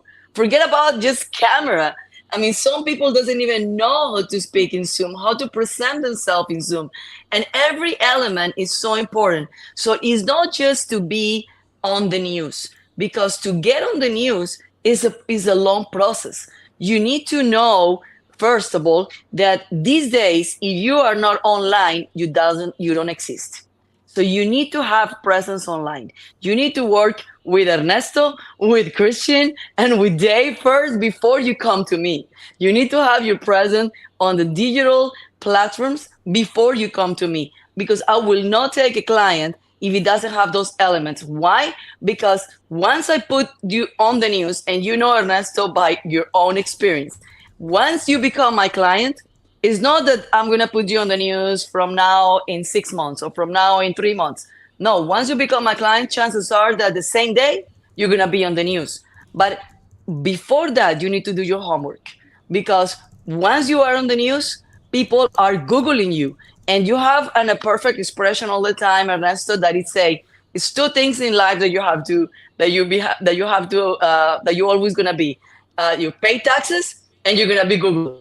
So if you don't have a presence online, my job is going to be putting on the trash. Your money is going to be on the trash, because once people see you on the news, the first thing that they're going to do is Googling you. And if you don't have a strong presence online, if you don't have a good website that accomplish and also connect with your message and your image, forget about it. We're not doing anything. So before you come to me, you have to go to these three people. Thank you, Andrea. And Dave, I think that, of course, is going to be a very important question for you. Why right now, with artificial intelligence, in the artificial intelligence era, why is it more important than ever having a strong digital footprint in your eyes? Well, I think the most important thing is right now there's so much noise out there from everybody saying, I'm an influencer, I'm an expert, I've got a book out, I'm a coach. And people really just want to get to ask the question, what's in it for me? And so they need consistency. You need to show up on a regular basis. I need to know that they can trust you and that the background is there. And so what you need to do is not only look at one particular channel, like for instance, I do a lot on LinkedIn, but you need to have an omni-channel so people can find you in lots of different places. And that should lead back to the mothership, which sounds scary. It's not really, it's just basically back to your website or where people can connect with you. So they can set up a meeting or follow you or buy your courses or attend your events. And so it's really important that people can find you, because if they can't find you or you make them jump through a lot of different hoops, then they'll just go on to somebody else. My particular challenge is my name. David Crane is a writer of Friends. That's why I'm Dave Crane. I remember being booked for an event and they said, oh, no, you didn't write Friends. I'm like, no, I didn't write Friends. Oh, in that case, well, we're looking for that guy. So you got to make sure that when they do find out who you are, they're more than happy to be able to connect with you because they can see what it does on the tin. So effectively, in one fell swoop, they need to be able to see what it is that you can do for them. If they can't find it, they'll go somewhere else. So you need to really have one message of what it is that you offer to the world. Even if you do lots of different skill sets and lots of different things, you want to make it as simple as you can for them to go, yeah, that's the one I want, especially for live events. But nowadays, your brand is everything. So you need to make sure that that is front and center with your name attached to it. Great answer. Christian, you are a very well knowledgeable person on Google. What are your thoughts on how is actually Perplexity, for example, and all the AI search engines going to be affecting people that don't have a strong digital footprint? That's true. The most important part, what I always say, Google is not the only tool in the world, and even Facebook or LinkedIn are not the only one, and even TikTok. Just consider yourself as a part of a huge digital ecosystem. And don't be afraid of trying a little bit of this, a little bit of that. At the end of the day, nobody's gonna stop you or not contact you or not doing business with you just because you're not so professional in some of those platforms. At least you are gonna be seen with people like you in different platforms, etc., etc. And that's my biggest advice for everyone. It's not about being the best in one thing. And there were so many people that they were spending so much time becoming perfect or having one perfect profile and completely forgetting about the others. So the point of the game is typically about spending like 20% of the time creating content and 80% of the time distributing the content in as many platforms as possible. Even try WeChat, the Chinese platform. At the moment you think, yeah, but only Chinese are using it. Actually not. More people worldwide are using it. And then there are always the chance that you get seen. And the other platform that I really love, it's WhatsApp, because we all believe that WhatsApp is a messenger, but actually it's a social network. Every time when I post a status in my WhatsApp, I get 70 to 100 people watching my status, and I get at least a few people commenting it and sending me direct messages. So that's an extremely easy and ultra cheap way to stay on top of mind of your existing contacts, clients, or even people that they saw you only once in life and they have your number. Even the delivery guy, for instance, they will see what you do and eventually they will connect with you. So keep going, guys. Absolutely. And Andrea, one of the things, I mean, I like calling ourselves, this is the way that I like to call it, and I hope that you also, all of you get it why, the Fantastic Four. We have been using all these little strategies to get into incredible things. I mean, every time that Andrea calls me, she says, well, you know, I got invited to this. Then suddenly Dave calls me and he says, now I got invited to speak in this other place. And then Krishna tells me I've been invited to be all this place. And I believe that the entire thing of actually achieving that is because not only of the omnipresence, but because, of course, we have created credibility, visibility, and trust. What are your thoughts on how important that is for you actually getting the attention of the media, Andrea? Well, definitely credibility and trust is the key, because especially when you own your own company, you want to promote your service or your product or yourself. If you don't have the trust and the credibility, it's more difficult to get the clients. Once you get the trust and the credibility, once you get the heart of the client, you go to the pocket. Once you get the trust and the credibility, people will buy you. And that's why, you know, big companies like Walmart or McDonald's or any big company that you will think that they don't need to advertise. Why they keep advertising? Because they know they have to do it once and one time and one more time, because times change, people change, we're living in a different world today, so they have to keep advertising themselves to keep with their credibility, even though that, you know, many people will attack you, many people will say different things about you, but always publicity is publicity. Good or bad is publicity. When people talk about you, that's the key. So credibility and trust is the key. So when you earn the media, and that's the key for me, because you can buy all the media you want, you can buy all the advertising you want, but when people become trust for the viewers with or the clients is when you earn the media, when media are calling you as an expert, because you're contributing with the information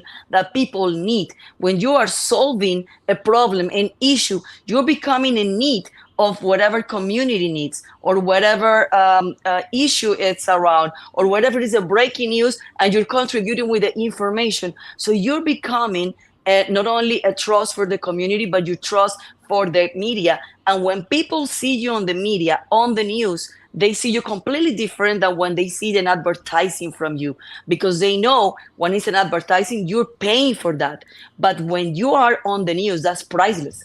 You're not paying for that. And when it comes in terms of money, if you want to pay advertising, it depend of the day, depend of the time of the day, depend of the program, depend of the network, you will pay between $800 for 15 seconds, one time only, to $3,000 or $5,000 for 30 seconds. Imagine, only one time.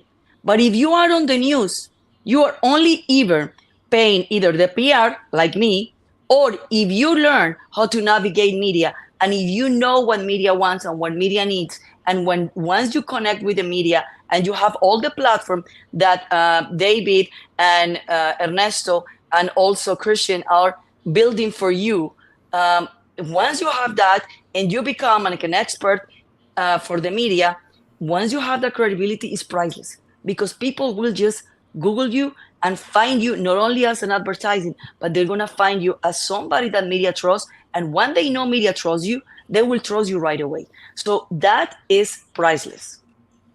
Awesome response, Andrea. Dave, I have one question in 2 steps. So first of all, I love the name of your program, by the way, the Icon program. So first of all, first question is, what do you mean by creating an icon? So that's question number 1. And question number 2, once again, you and Christian are both experts in actually getting yourself in incredible places to do gigs. So how, on the second question is, what do you do to actually get yourself on international stages, and what is an icon in your eyes? Wonderful. First thing, it's the Industry Icon Program. So I'm going to say that because when we call ourselves the Fantastic Four, we will get sued by Marvel in about 12 months' time when their movie comes out. So right now, I'm distancing myself from that. The thing about being an icon is basically you're a thought leader. People want to be able to invest in knowledge and content and connections with people who know what they're doing, to save them time, to save them energy, to make them live longer, to make them have a happier life. If you can prove that you can do these things with people, they want to work with you.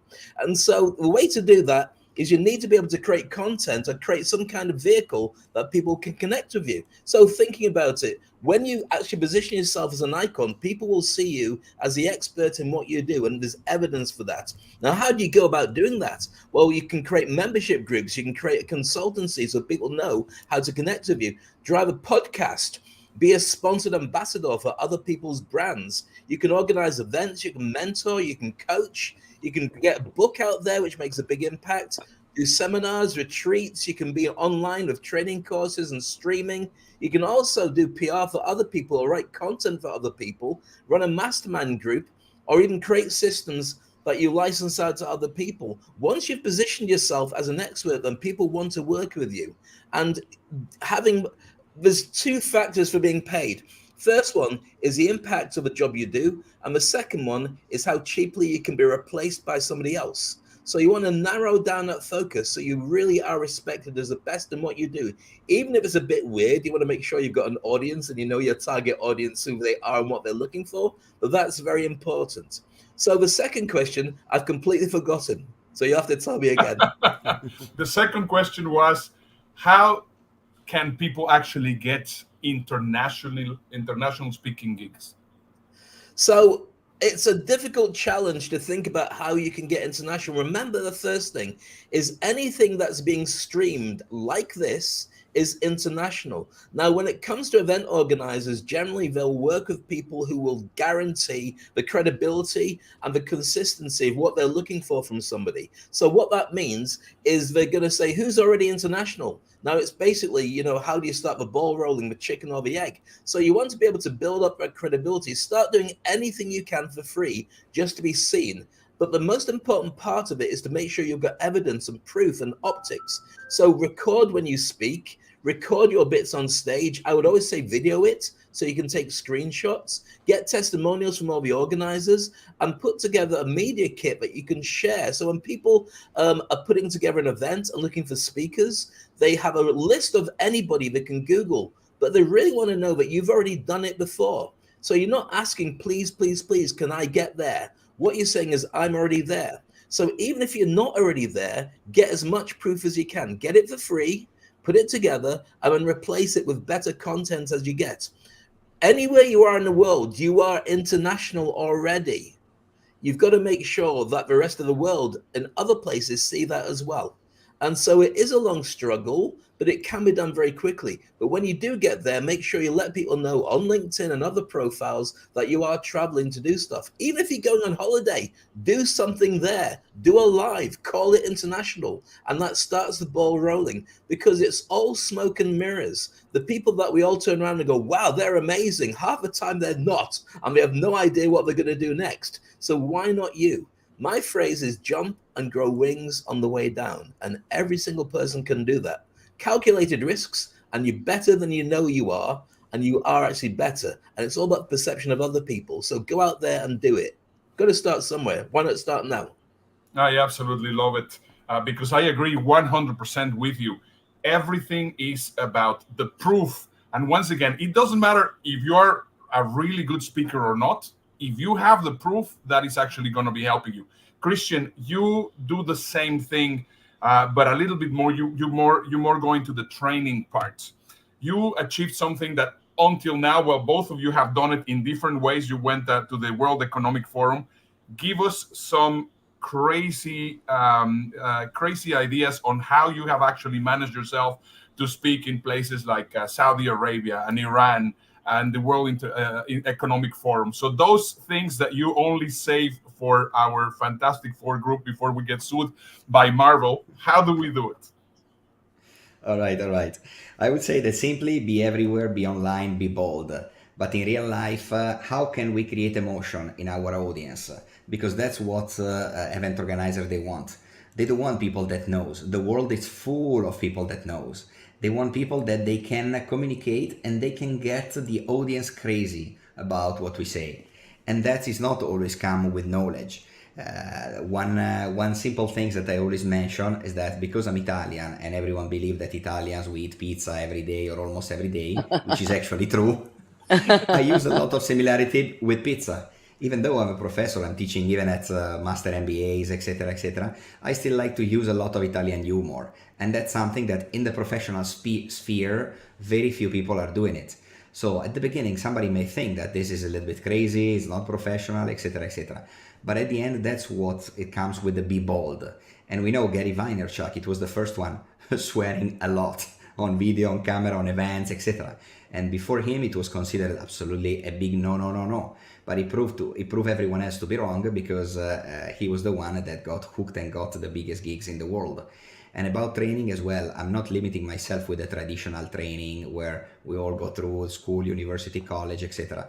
By doing something in a completely different way. At the end of the day, once the audience understand and learn something, some valuable content out of it, it doesn't matter the way that you use to convey the message. If the way is good, people get it, and then you improve.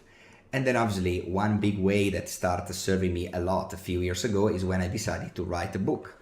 And what's the title of my book? The Pizza Guide to Digital Marketing. Again, it's always about pizza. And 1 year ago, I also wrote a book on artificial intelligence. And what it is? Pizza and AI. So, when you're a book author, every event organizer, every training company, they will have a different feeling about you. They will have different way to book you in.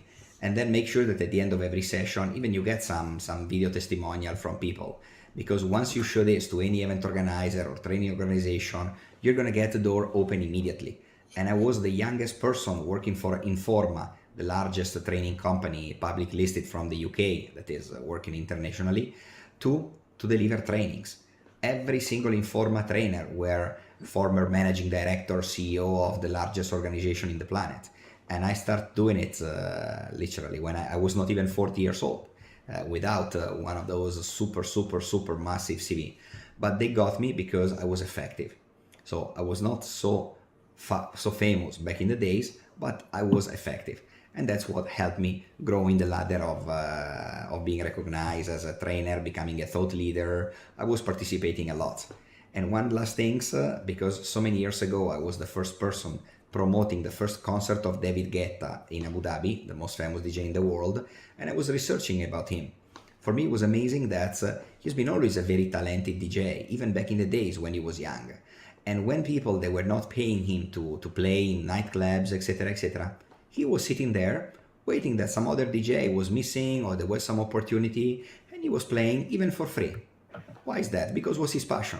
So if you're passionate about being a DJ, even if they don't pay you, do your job, because for you it's not a job. That's amazing, And that's what I Christian. started doing it, entering in the gigs and doing more with basically sharing more and doing more, even if the initial phase of my career I was not paying for it. Fantastic, Christian. We are running out of time, but I like very much that story of what you're saying. Definitely getting your book published. And once again, I have 2 books on AI published. It will make a big difference. So let me just go to the very last pieces of information. Andrea, I think everybody should be connecting with you because you can actually create wonders. Can you let everybody know how to connect with you?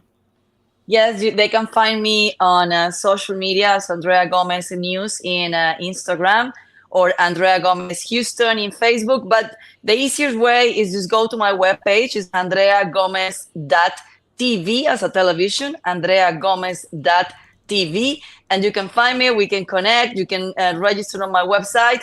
And I'm, happy to help everybody to become a media darling.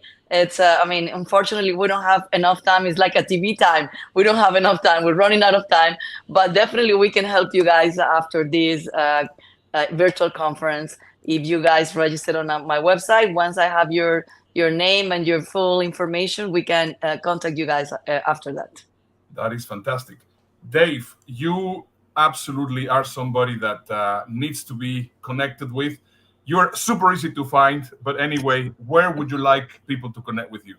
First thing first is this is my book, the Thought Leaders Playbook. It's available now, so you just need to get the QR code and then you register and download your freebie copy of it.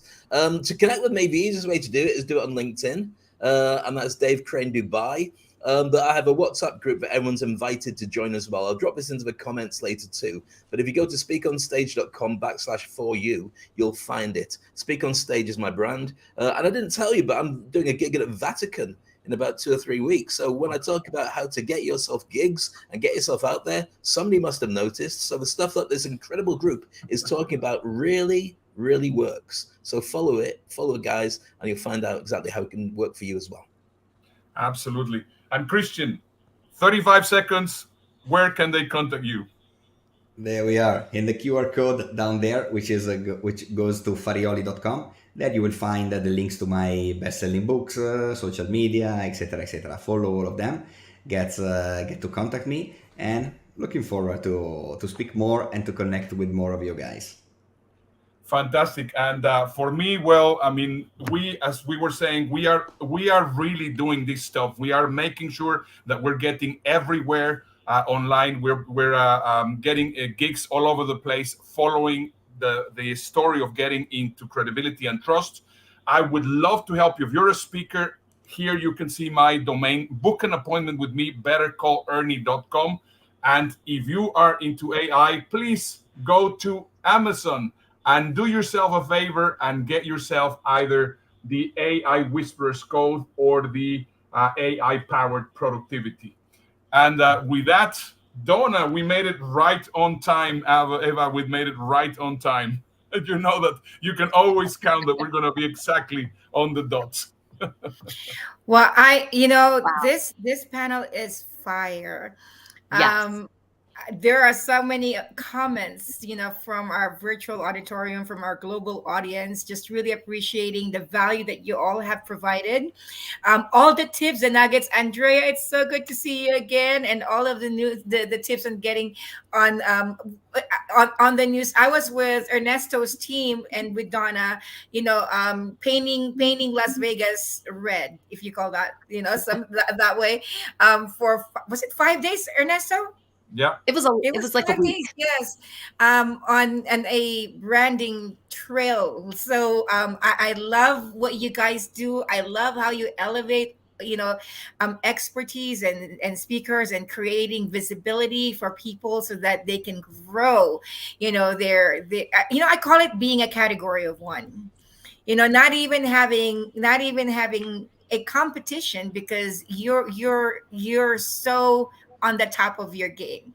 And this panel is definitely one that would would support you in doing that. I'm like, I had no time limit. I was listening to everything, but we do have Sugar Shane Mosley coming right up. So We do. with that, I want to thank you, Ernesto, for bringing also Professor Christian and Dave and Andrea, to the Los Angeles Tribune stage. Thank you. Thank you. Thank you, Andrea. And so, coming right up, Yeah. I was telling our co-host, like, we need some masculine energy in here to tee up Sugar Shane Mosley. Right. Okay, so we've got a little bit more Parisa All right. coming up. Parisa's on the You brought her on up. Marissa's ready to go. That was horrible form. Please don't critique that. That was not meant to be serious at all. That was horrible form. So good. So you saved the best for last. And could you believe it? It is 8 p.m. Pacific and it's 11 p.m. Eastern time on a Sunday. And we still have, Sugar Shane Mosley coming up. And as a matter of fact, great news, day 7. Initially, we were just going to end it at 6 p.m. But because we have so many, what were your thoughts about, here's some masculine energy. Yay! I bring the testosterone. There you go, Rex. So absolutely, Daniela saying 11 hours on a Sunday. Wow, for sure. And what I was saying was, I love, one of the things that I love about the boxers, the boxing legends that we had around midday today, around noontime today, is how passionate they are and how excited they are to talk about their causes and the things that they're supporting and the changes that they're doing in the world. And I couldn't believe how, like, they're almost like running for the mic. And we were in the backstage talking with my partner CEO Morak, and he said, it's a breath of fresh air for them not to be asked about boxing. And whenever the media's asking them questions and getting the mic, it's always about boxing and their experience in boxing. And so to be able to talk about their passions, what they're supporting, the changes that they're doing in the world is definitely absolutely something that they really enjoyed. And we're getting more people in the boxing legend category in the Hall of Fames, connecting with us. So there's going to be an evening of day 7. And it will be boxing legends, some more galore, in addition to what we had today, and also what we're going to have with Sugar Shane Mosley tonight. So Rex, being the testosterone in this panel, what are your thoughts? On the last panel? Well, in general, tell us your thoughts. You're coming up, and we had a panel, and you said, "What are my thoughts?" And so, yes. Well, you don't need testosterone for the last panel. It was excellent. It was marvelous. It was wonderful. It was the nuts and bolts. And I will say this: it's powerful, so it can be used rightly or wrongly. In the wrong hands, you already see what happens. They're already famous. But in the right hands, you too can be famous. So if you, because remember what they said. They said proof and credibility and trust and being client-centered and things like that is truly important. So. But it's very powerful information. And so I just hope that people use it wisely. For the upcoming panel, and not panel, but the boxer for Sugar. Yes. The thing that's fascinating about what you said and what Mo said is it's true. But I think beyond, because every celebrity hates getting asked the same question over and over again, and they're used to it. But these people genuinely have passion projects and things that are near and dear to their heart. And that's why they're excited to talk about it. Not just because they're not being asked about being boxer, but because they genuinely care about what they're doing. And I think that is truly fabulous. So special. Thank you, Rex. And while I have it on mind, if I can only show you the private chat for the day, our speakers have been dropping their gifts and their giveaways, for our audience. So we encourage you to register at laleadershipweek.com to be part of post-event networking and post-event emails, because I would hate for their gifts to go to waste, because they've been dropping it on the chat. This is free service, public service by the Los Angeles Tribune, and we don't want it to be a pitch fest. So in as much as possible, we've told our speakers not to, keep giving offers, to not make it look like a pitch fest, because this is public service. But at the same time, if it will serve you, sign up and register at laleadershipweek.com so you can get those resources. And you can also be connected with the post-event networkings with an S, because I know we're going to have more than one after the event. And with that, Parisa, how excited are you?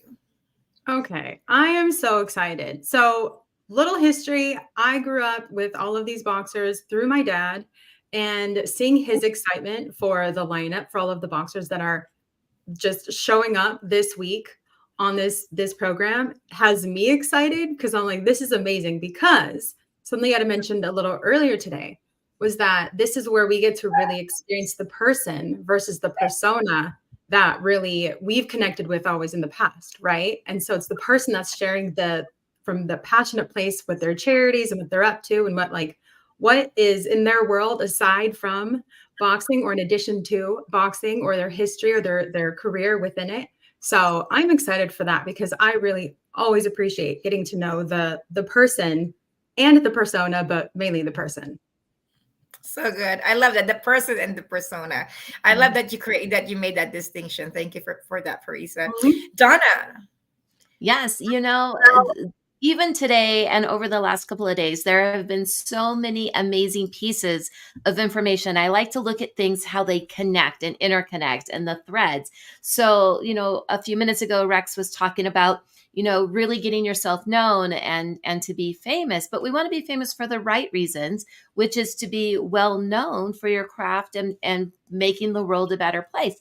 But then my mind jaunts back to Marie Diamond when she was talking about the fame quadrant in the feng shui, and how you really want to show up in this world and be known for, which totally relates to the whole last panel with trust and credibility. And I kind of had to laugh. It's like, well, how do people find you? And I'm like, just Google their name, because you guys are doing what you're showing everybody else to do as well.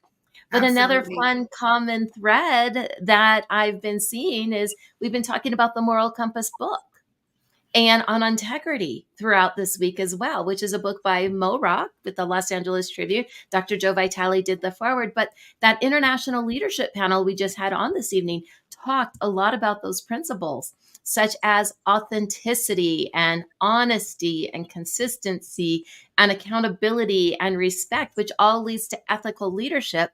And if you look at integrity, those are all the pieces that are in it. So it's like full circle moments for me tonight. Well, Donna, I wouldn't want to miss this opportunity, because you're in that energetic field to be able to talk about it. I'm going to just put us on the side. Tell us about your May 18 event with Dr. Joe Vitale. I'm so excited for this event. It is actually a Law of Attraction retreat day, and Dr. Joe Vitale is coming in person live to Temecula, California, and he is going to be not only interviewed by the Los Angeles Tribune with Mo Rock. I know Ava's going to be there, Alicia's going to be there, I'll be there, and Rex is going to be there as well. But he's going to talk about all the things Law of Attraction and how it works in your life and all of those pieces with it, as well as a Q&A at the end. We also have other speakers as well that are going to be sharing on the platforms. Dame Doria Cordova, who's been, amazing with the Los Angeles Tribune. She's going to be coming and doing the Ho'oponopono prayer. So we just have a full rest, relaxing, but learning opportunity live for an event for the May 18th here in Temecula, California. So definitely reach out and we'll share with you how to get yourself. How can they find out more about it, Donna? I have a link that I can definitely share, but I'm also going to say DM me, because on any of the social media platforms under my name, Donna Campbell, because Facebook decided they didn't like our link of it and they banned it. So it won't post for you just to go to the website to purchase your ticket. So DM me for tickets. I will share the link. So if you're on YouTube or LinkedIn and you're watching, or Instagram, it will show there. Okay, good to know. So DM Donna Campbell, and because she practices what Ernesto teaches, you can literally Google her and find her. You can just put my name into Google and you will find me. So that's the power of, practicing what you learn. Rex Sykes always says this, we don't, information alone doesn't make us better. Otherwise, we'd all be skinny, right? If information, or we'd all be if information alone does it. To me, it's getting skinny. But it's the implementation of the information that you learn. So it's been 5 days of the LA Leadership Week, and we've learned so much. So Rex Sykes, before we get to Sugar Shane Mosley, I feel like you had something to say about that. Well, I know. I just thought of something. What happens if you Google? Does it implode? I mean, what goes on? I've never thought of doing it until you're always Googling everything else but Google. Anyway, what was your question? Well, about information and implementation. No, you have to act on it. I mean, it's the proper fruit of knowledge is action, and to know and not to do is not to know. You don't, if you have an apple in front of you and you don't eat it, it's just an apple in front of you. And if you just have information and you don't consume it, you don't digest it, you don't study it, you don't get the nutrition from it, you're never going to benefit from it. And a lot of people think information will change them, and they read all sorts of books and they do all sorts of things, listening to stuff, and they get facts and figures, and they learn this and they learn that, and they do all these courses, but then they don't apply anything they learn. And that is truly sad. It's about as sad as all the unopened books and all the unopened, program packages or CDs and things like that. So what you're getting here is the basis for your transformation. But if you don't apply it, it's just information. And so really apply it, because with what you're getting here, you can transform every aspect of your life. Let that be a mic drop. You can transform every aspect of your life. Thank you. Thank you, Rex. That would be a great segue to Sugar Shane Mosley's interview. I could almost not say the name. Sugar Shane Mosley's interview. I was so excited on many things, stories. He'll be telling stories, and he'll be telling his nonprofits and his passion, and a surprise pet.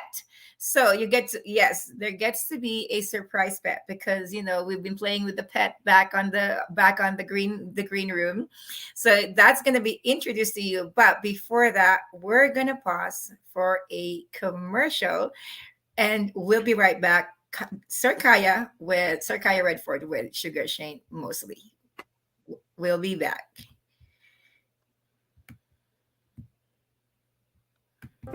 Hello and welcome to the Los Angeles Tribune. Since 1886, our name has been a part of the world of journalism.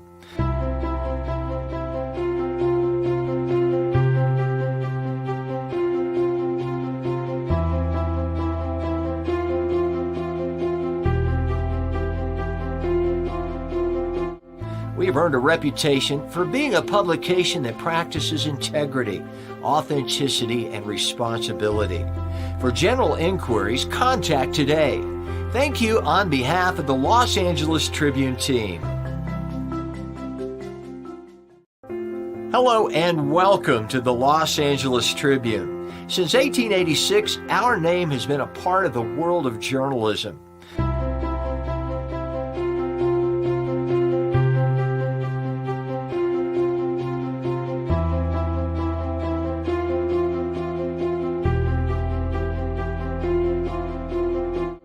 We have earned a reputation for being a publication that practices integrity, authenticity, and responsibility. For general inquiries, contact today. Thank you on behalf of the Los Angeles Tribune team. The Top Leaders Forum TV show, where we unlock the success secrets of the world's top leaders.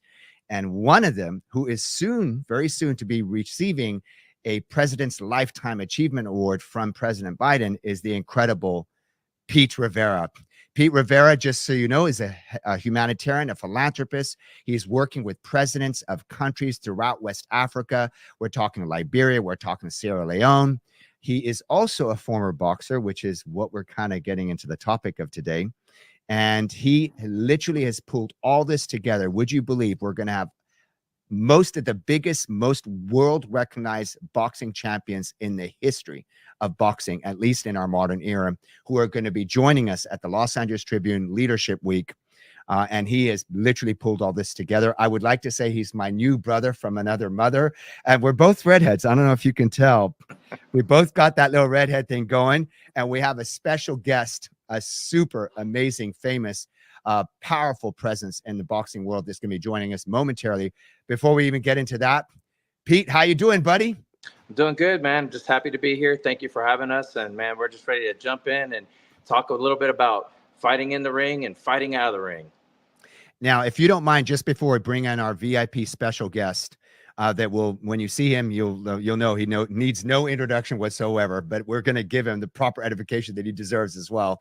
A little bit about why you're here and what you want to achieve with your movement, Pete, before we even get into the interview.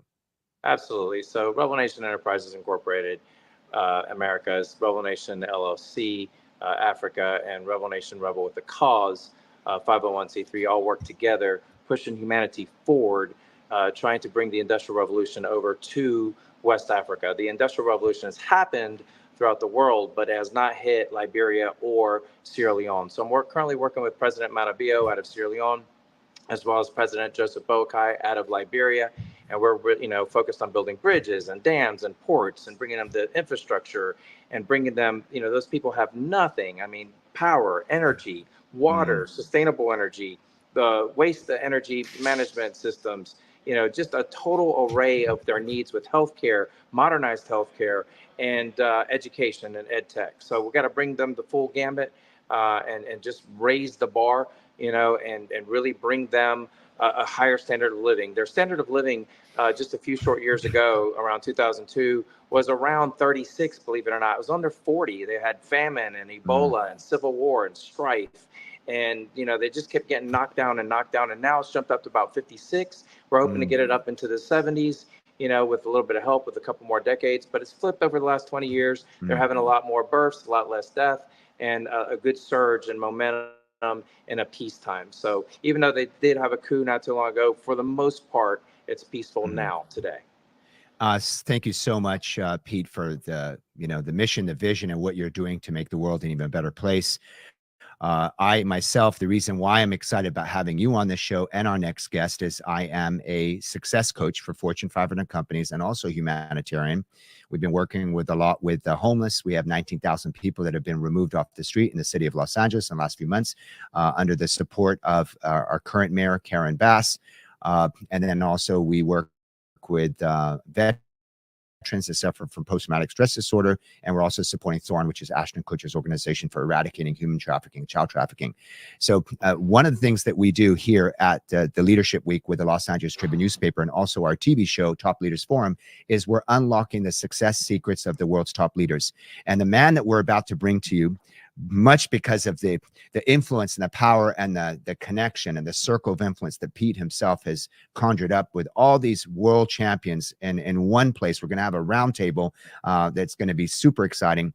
He has become a champion of champions, and we're going to dive into what it takes for you. If you're watching this, what it takes for you to rise to the very top, to become a champion in your own life and in your own business. And we're going to ask him these success principles and these success strategies. So the man that we're going to bring up in a moment is the one, the only Sugar Shane Mosley. Yes, retired boxing professional, impressive career in the ring and out of the ring. Notable accomplishments. He's a division world champion. Mosley was champion in 3 different weight classes, divisions.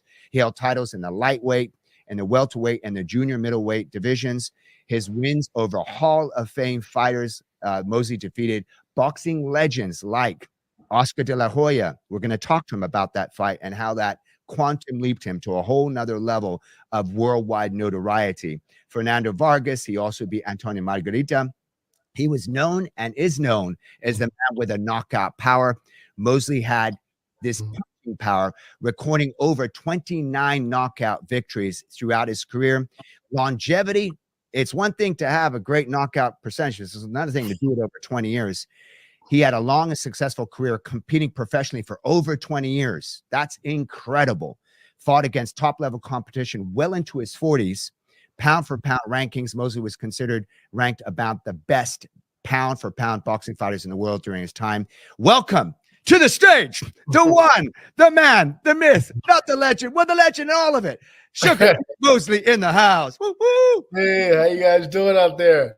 Thank you for that amazing intro. It was great. You earned it. You earned it. Yes. I really appreciate it. Thank you. Yeah, we want to say thank you on behalf of the LA Tribune and our worldwide audience for being here with us. And then also we want to ask, if you don't mind, maybe share with you, because a lot of people have different goals, different visions. Everybody wants to be the best that they can be in their life. What did you tap into? Maybe you can share a time in your life where you faced an adversity.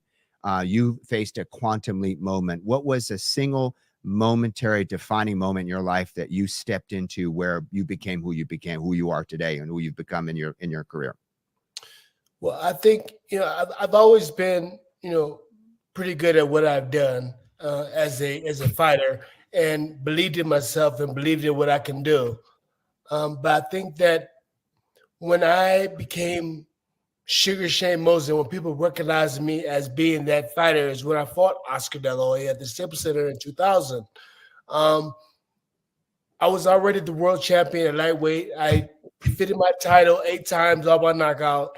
But the world didn't see me yet. And I think that being on that world stage, the platform, fighting Oscar, beating him at the Staples Center in 2000, the first fight at the Staples Center, what actually helped me to be, basically put me in everybody's mind worldwide as far as being the best fighter out there, pound for pound. Incredible. So who were you, would you say? So basically you're saying, look, you were already always this champion, and this just gave you that level of exposure to the world, because he's a very famous name, obviously, in our boxing history. Right. So when I started, I had in my mind that you have to believe this. You have to believe that you're the best. You have to believe that you can achieve all these goals. When I was like 8 or 9 years old, I knew that I was going to be a great fighter. And this is what I wanted to do. I had really no plan B or C. It was like plan A, be the best fighter and be great. So at that time, money and stuff like that wasn't in my head, thinking that I need to fight to make money. It was more so I need to fight to be the best, to be the great. And the money will come. But I had this mentality when I was a young kid, when I was 8, 9 years old, and it went with me all the way until I retired, until I finished. Do you feel like you were kind of born with this belief? Did you have a mentor? Did you read a book? Like, what gave you this level of confidence and vision that you could see this for your future? So when I was younger, like maybe even 5, 6 years old, I had to win. It was a winner's attitude. Basically, if I didn't win, it was like something in my soul that just hurt until I had to win. Until I had to find a way to win. So even if I lost, let's say I lost, I was like, I did something. It wasn't what the person did to me to win. It was what I didn't do to protect that win. You understand? So it's like it was me that made it where I didn't win. I didn't do something right. I had to learn it. And once I learn it, then I can win. Once I learned whatever it was that kept me from winning that fight, then I was going to win the next time. So I had a different mentality. Either like my sister or my father, somebody beat me in something, right? Let's say checkers or chess or something, then I'll be so angry. I'll still play them over and over and over again until I won. And they say, no, I'm not playing no more. Then my father or mother or somebody to come in and let me win so I can go to sleep, because I wouldn't go to sleep. It bothered me so much not to win. So you have this, disdain as the word I would use for losing, and you have the mindset. And we've studied so many greats, and this is a very common thing, that they hate losing and they love winning. The reason why I chose boxing because it was one-on-one as a kid. I chose boxing because it was one-on-one, and I was the one that determined whether we won, whether I won or lost. And it wasn't like a team member, because sometimes the kids didn't play as hard as I did. They was like, yeah, we play, we're okay, we're losing. And I just wasn't okay with losing. So I didn't really like team sports. I like more one-on-one sports. So I was the one that determined whether I won or lost, not somebody that wasn't playing hard enough or didn't want to win like I did. So that was the thing. Hey, champ, let me ask you something. Is there a moment in time that you can go back to and recollect when that transformative moment in time happened for you, where you're like, you know what, I have got to conquer and be the best?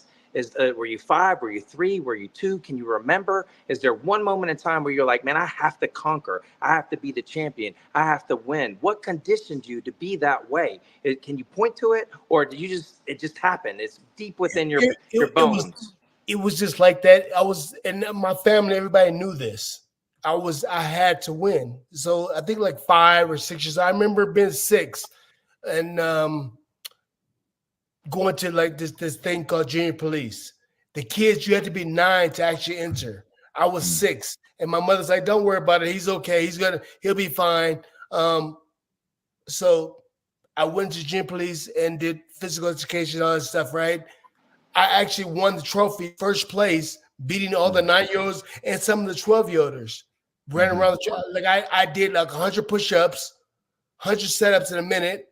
And then I ran the mile like 6 minutes, 6 minutes or something. Wow! Because I had to be the first one. I had to win. Had to beat the 12-year-olders. That set the precedence. That set the precedence for the rest of your life, right there. You did not want to lose that feeling of triumph of being the best from that moment in time. From that moment, I knew that I could be the best. I knew that if I thought about it and I really worked hard, and it wasn't just me like just wanting to win, it was me working. So I worked very hard to be the best. Like I said, 100 push-ups, 100 setups, and ran the mile like trying to beat everybody, the 12-year-olders. Not just the 9-year-olds. So I got the first place trophy for the 9-year-olds, but I was trying to beat the 12-year-olds too. So I just had to win. I remember one time being at the swimming pool where, people they was doing 1.5s. Like, and I didn't have enough weight. I was probably like 50 pounds or whatever. The board wouldn't move, so I couldn't do it 1.5. I do 1 in the belly flop the whole summer. 1 in the belly flop, 1 belly flop, until I made the 1.5 like all the other kids. That's how like determined I was. I didn't care that I was doing belly flop after belly flop after belly flop every single day until I got the 1.5. So I was just very motivated like that.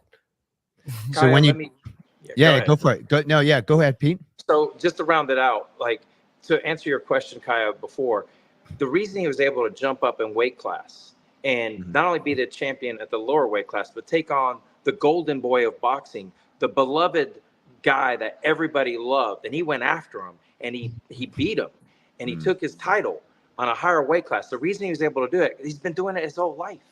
He did it as a 6-year-old, and to do it going up in weight classes was just another thing. He's been doing it his whole life. That's why it was a transformative fight. That's why he knew the whole world would accept him and receive him as a champion that he already knew he was in his heart. He saw it, received it, and believed it, and he manifested it. That's pretty impressive, champ. Exactly. 100%. I love it. Yes. From boxer to boxer. You get it, Pete. You've been there. Yeah. I'm just an amateur. He's a pro, but hey. It's So I'm curious. Even today, I'm working with guys that are like 10 and 0, like younger guys, and I still try to like match them or beat them or not really beat them, but be on that level. Like I have to be. So I think that's why I'm like still like young or active or whatever, because I still want to be that top person. Even though I'm 52 years old, I'll be in the room with a 20-year-old and I'll work them and be more like better shape. They'll get tired before me. Right. So I still have, if my son says I want to let my son win, right? Well, me and my son go at it in sparring or whatever, and I gotta push him to make him the better, and he has to be able to beat me. If he can't beat, I'm gonna try to get him until he beats me. And then I say, okay, you got me. But until then, no. So you good question. You have to work for it. How old is your son? He's 33. 33. So what advice? Huh? What advice are you giving your son, and what advice would you give people in the world? It's clear you had this, this hunger to win that is at an unusually high level that most people aren't that at that level. What advice would you give to people where they can step into that mindset that you had? I tell people to never want to say woulda, shoulda, coulda. You never want to say to yourself, I woulda, shoulda, coulda, because you always think, oh, I could did this, or I could did that. Give 100%. Give it. Don't matter whether you win or lose. It doesn't matter. Give 100%. Then you know you gave it all. You give everything. You know what I'm saying? Then you'll never have any regrets. And that's the thing I would tell people. Just so you don't have any regrets, give 100%. And what would you say are some habits or some daily activities that you did in your world that would translate to anybody and stepping into their consistent, disciplined, habitual ways so they can create the success in their arena that you had in boxing? I think that if you're in any sport, let's say boxing, you have to live it. You have to really live it and really love it. Love what you do. If you don't love it, if you're doing it for money or something like that, then it's not what you're supposed to be doing. Whether it's, I don't care if it's basketball, whatever sport it is, whatever business is, you do it because you love it. You love doing what you do. If you don't love it and you're doing it for money, then it's kind of like it doesn't really work. You won't be the best at it. So make sure it's your passion. You're telling the viewers that whatever you're stepping into and you're going to give 100% on, make sure you love it. You can immerse yourself of it. It's a perfect fit within your passion to really just get after it. Yeah, right. Pete, can you share that again real quick? We just repeat your statement. You went in and out. Yeah, you went in and out. Please share that again, Pete. So basically, you're telling the viewers that whatever it is you're stepping into, whatever you're going to take on, make sure it's your passion so that you can immerse yourself fully into it so that you can just really have it flow and it take you and it becomes you, and that you are one with the mission and vision. That, you're all in without having to force yourself to be all in, even though there's breaking times where you have to push yourself to a higher limit, but it's like 90% of it is already within your person, whether it's being the best artist, being the best boxer, being the best MC, or being the best motivational, inspirational CEO coach, which we have Kaya on the phone that knocks that one out of the park. 100%, 1,000%. You guys are from the same, built from the same cloth, right? Yes. That mentality. It's all about the mentality. Go ahead. So, Sugar Shane, what's on your heart? What do you want to change in this world? What difference do you want to make? So I'm opening the opportunity because I know you have incredible things that you're working on. Number one, you've got the Mosley Foundation. Please do share a little bit about that. I know that you also have your podcast at Sugar Shane Show with your partner, which goes into boxing and lifestyle with our partner, Gretchen Labrada, your co-host, and she's in the back where she's saying hi. She's right there.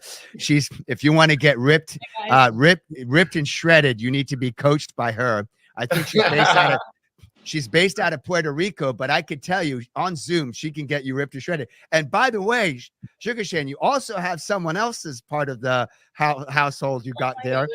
I don't know if we can say hi to, is it a he or a she? It's a he, Tito.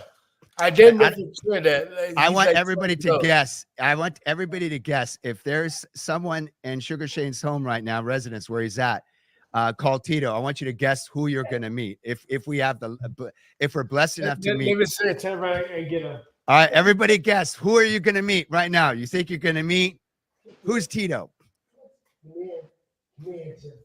What kind of animal? I'm gonna go to the room and get him real quick. Okay. You guys, what kind of animal? Is it a cockatiel? Is it a monkey? Is it a chinchilla? Is it a bird? Is it a cat? Is it a dog? Is it a cat? Is it Superman? So type in the chat. What do you think? Type in the chat. What do you think? What creature? What amazing? Call Tito. Do you believe you're going to meet in the next few seconds? Is it an iguana? Is it an iguana? Is it a snake? Is it a snake? Is it a snake? Is it a bear? Is it a leopard? Is it like Mike Tyson's tiger? It could be a tiger, a lion. Yeah, it could be whatever. Lions and tigers and bears. Oh my! So by the way, who you're going to meet in a moment called Tito is famous already, but we're going to make him even more famous because he's going to be featured on the LA. Oh my gosh! Tito. Wow. What's up, Tito? That's my other little kid. He's 12 years old. He's 12 years old. You've had him for how long? For 12 years. 12 years. Oh my gosh. Yes, so this is my little one. So is there I don't know, is there a breed of a monkey or no? His name, the breed is, he's a capuchin. He's a white-faced capuchin. Capuchin. And what's his personality like? Very mischief. Like mischievous. He's scared. He's scared right now because he went to my room and messed it up. And he thinks he's going to be punished. Right? So he's looking at me.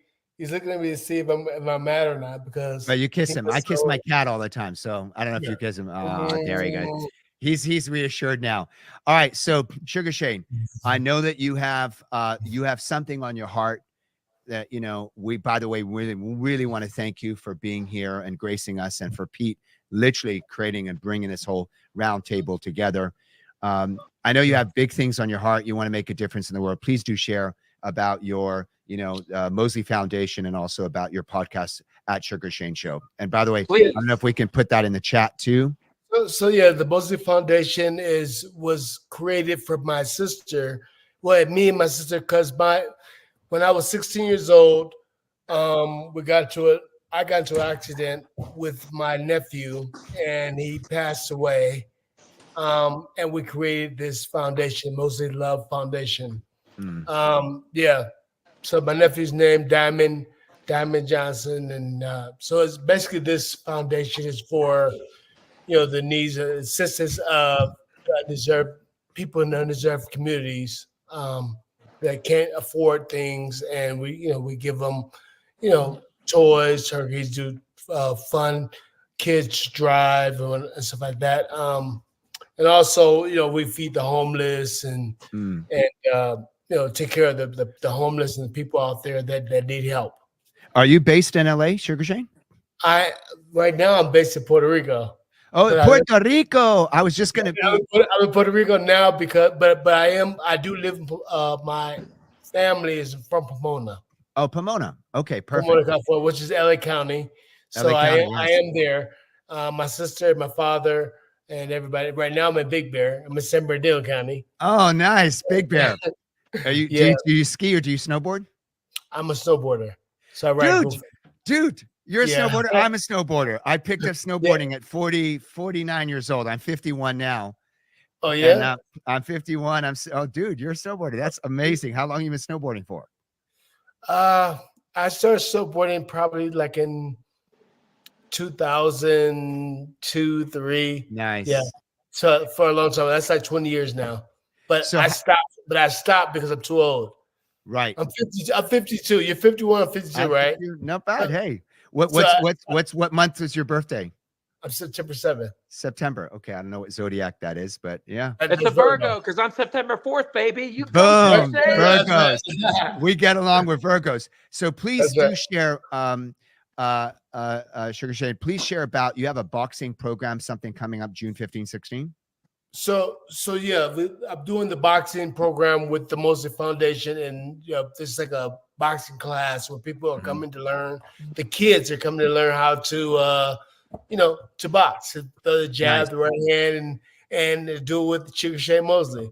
And also, I have the boxing podcast that I want to show everybody. They can subscribe to me with at Sugar Shane Show. So it's at Sugar Shane Show, and I'm talking to a lot of different fighters. Hopefully, I'll be talking to Lennox Lewis, and I got Rampage. I got on the books, and Roy Jones. We're talking about Jake Paul and Mike Tyson and what they're doing. So it's a lot of good stuff. Who's gonna win, champ? Who's gonna win? So what do you? Boy. What are your thoughts? Make a prediction. Come on now. I like both guys, and I can't really predict, but I know that Mike Tyson is very strong, but he's older, so. Jake Paul has a good chance. It's 50-50. Both guys have a good chance. So I don't know. I'm leaning to Mike Tyson, but Jake Paul can win. That's amazing. What do you think? What do you think? I mean, I'm gonna be honest with you, man. I love Mike Tyson. I don't love Jake Paul. So I'm gonna go with Mike Tyson. I'm going with Mike. But my son. Jake is actually a good guy though. Jake is cool. I mean, in person, he plays the role. He plays all that role, but he's Right. actually a good guy. Yeah. I bet you if I met him, I'd probably say the same You thing. would love Jake. Yeah, if you met him. I think I would. I think I would. I go for Jake.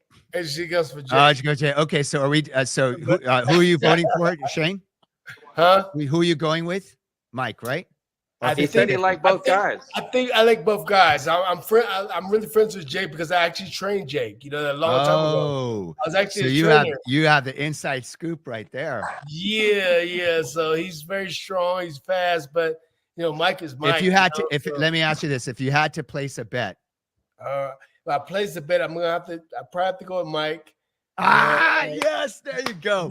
We're rooting for Mike. Come on now. Experience stuff, but I mean, Jake could win. It is a possibility. Yeah. It's boxing. Anything can happen. Anything can happen. That's why some people are watching the fight because we don't know, right? Right. So if we knew, then it would be like, we wouldn't be paying. We wouldn't be paying. Mike's gonna win or Jake's gonna win. We know, right? But we don't really know. Right. We really know. So it's gonna be a great fight. Mosley Foundation of Love.com. That is the Mosley Foundation. So please type in the chat, Mosley Foundation of Love.com, right? .org. Oh, .org. Okay. Let's correct that. Mosley Foundation of Love.org. Let's please put that in the chat. And then what would you like our viewers, people that want to support your mission and vision to motivate, inspire the youth, uplift? What would you like them to do there? How can they support? What can they donate? What can they do? Yeah, I mean, donate, subscribe to the channel, and just support. Yes, a lot of support on both channels. Support on both channels. Both channels. Subscribe to the Sugar Shane Show because it's gonna be a lot of different interesting things, but it's both connected. Mosley Foundation. That's my sister. She runs it, Serena Mosley, and it's talking about we're doing a lot of things with the Mosley family. The Mosley family, not just me and my sister, but my son, my father, everybody. So it's a Mosley family that's helping the community. I love it. Pete, do you have anything else that you would like to ask Champ on behalf of the LA Tribune? In closing words, Champ, thank you for being an inspiration to all of us. Thank you for living the lifestyle you live. Thank you for giving back. Thank you for being a humanitarian. Thank you for fighting for change, not just being a great champion in the ring, but being a great champion for humanity out of the ring. And I just want to thank you for being the person that you are. And that's it. It's a microphone drop. It's a wrap. It's a wrap. Thank you so much, all of you. We're so truly honored here. Shout out to all of you watching this, and know that together we can all make a difference. Please do visit again the Mosley Foundation of Love.org. And please also go to @SugarShaneShow to learn from him, support his causes. See, he's a testament of a mindset. And that's what I love about this. As a success coach for Fortune 500 companies, we train the #1 offices and #1 agents in real estate, mortgage, financial services, network marketing, and everyone's looking for that edge. And I think what you heard today from the champ is that edge. It's the willingness. I will do whatever it takes. I will be 100% committed to the win. And even when I lose, I don't lose because I learned something and I still win. And so it's that ferocious appetite. And then you back it up with the effort. Like, you are willing to do whatever you need to do, how you need to do it to become and sustain a 20-year incredible, legendary career in boxing. We want to say thank you so much, Sugar Shane. And we look forward to seeing all the great work that you're going to continue to do in the world. On behalf of the LA Tribune newspaper and the world audience, thank you so much, and continue to be the light. Thank you. Millions of people deal with back pain every single day, making it hard to sit down sometimes, walk upstairs, or even do simple chores. What if you could erase the pain? Introducing Doctor's Touch Erase the Pain, made with 100% all-natural ingredients, designed to target, synthesize, and erase the pain. So would you rather feel like this or like that? Like this? Oh, come on, like that. If you want to stay in the game, erase the pain. Available at www.doctorstouch.com. 3 minutes. Jay Mosley raising his arms.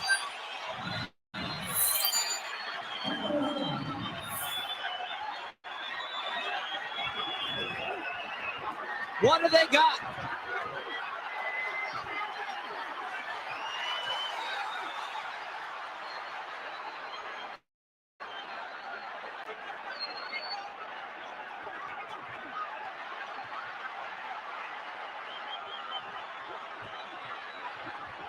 Look at this action. They're leaving it all out on there.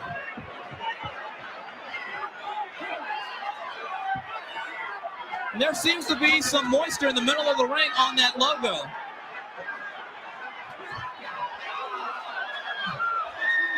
You're right. They may have to call timeout. Both men very sportsmanlike, not jumping on each other. I think they've really earned their respect even further than they had coming in. They're going to need to get some sort of towel. There's a lot of moisture in the middle of that ring. In fact, Shane and Oscar are kind of laughing about it to each other. They both nearly took a tumble. They call time in, and they resume.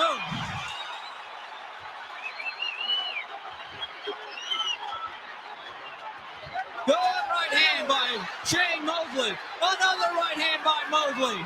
Mosley working hard. De La Hoya giving grip. Oh! Mosley rocked De La Hoya. Mosley coming on. Mosley, big hooks. De La Hoya staggering. The crowd goes wild. What a performance by Sugar Shane Mosley.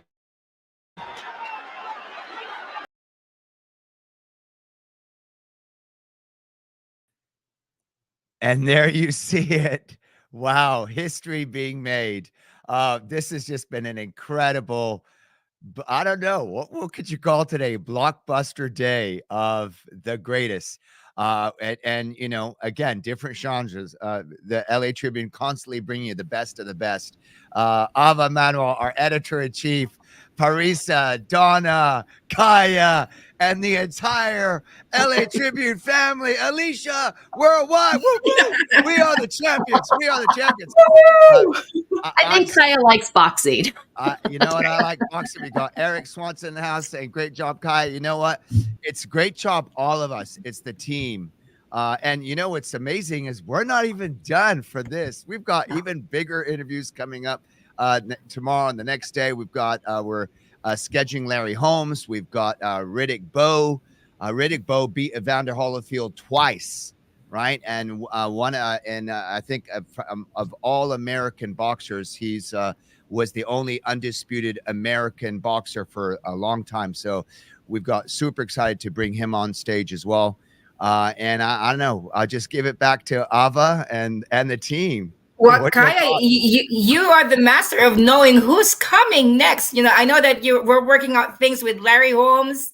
You know, you're the boxing enthusiast in the Los Angeles Tribune that can really speak about this. And you know what's beautiful about this, Kaya? First of all, I wanted to acknowledge our CEO, you know, Mo Rock, who's on the chat, you know, joining us the whole time. What an awesome guy. Thank you for joining us, Sugar Shane. And absolutely, you know, it's wonderful to see and hear these leaders. They are leaders, you know, like disciplined leaders in their own rights, you know, to be world champs, to, you know, to measure up to what it takes to be a world champion. It's absolutely speaks about leadership, but even more so to see them in a different light of what they're creating in the world to make a difference is even more amazing, you know, and how excited they are to talk about it. So it really, that really touched me and surprised me. So we're just going to go around, you know, we're closing the night. Folks, we want to acknowledge our audience, our global audience. I know that there is no time technically because we've got people watching in Germany at 4 a.m. and we've got people watching in Asia in the morning, you know, and we've got people watching in Europe, you know, so we are just really grateful for all of you who are supporting, sharing, you know, and really up-leveling your leadership. I want to go around starting, and we're going to close with you, Sir Kaya, so you can't go away yet. I know that you've had your time and you're still working with some of the living legends and the boxing legends to get them on stage. But Donna, let's start with you. Counterclockwise. And what is my question?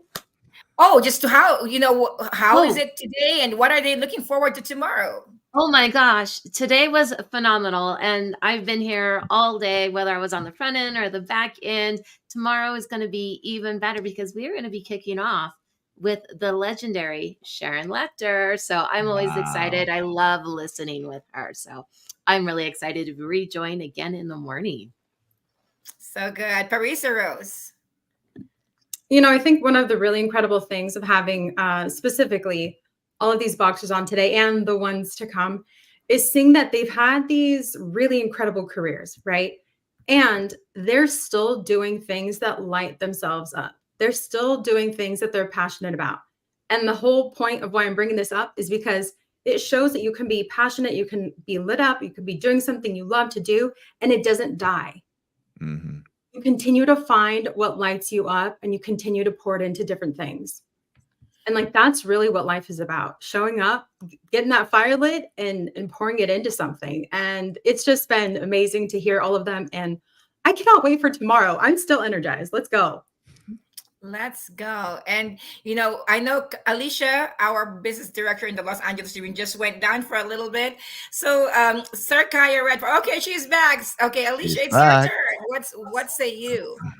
I mean, another powerful day of LA Leadership Week. Today, we had so many boxing champions, legends on talking about what they were doing in the ring, but also we had discussions on mindfulness and how you engage with your audience and with your community. And what I love about hearing from Shane and hearing from so many individuals that joined in today was the mindset and the mindfulness and how they work together, right? And I think oftentimes we try to be very, very strategic with what we do with business in life, but it really starts from within. And just having, I love what Shane just said in the close. He said, whether he won or he didn't, he was learning, right? That's what it's all about every day. So, these are just a few of the gems that have been shared throughout Leadership Week and are going to continue to be shared. So delighted that we're opening up with Sharon Lecter tomorrow, what she's doing for women and for young girls, an advocate for financial literacy,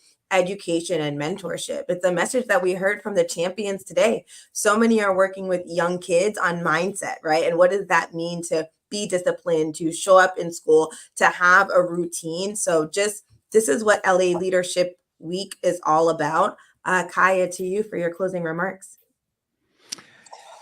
Success leaves clues, right? So, I, keep saying it, huge amount of respect for this movement, the LA Tribune. That's why I'm here. And that's why we're all here. We work together as a team to disrupt the conversation in the world, to change the narrative, to no longer focus on, problems, but bring solutions to the table.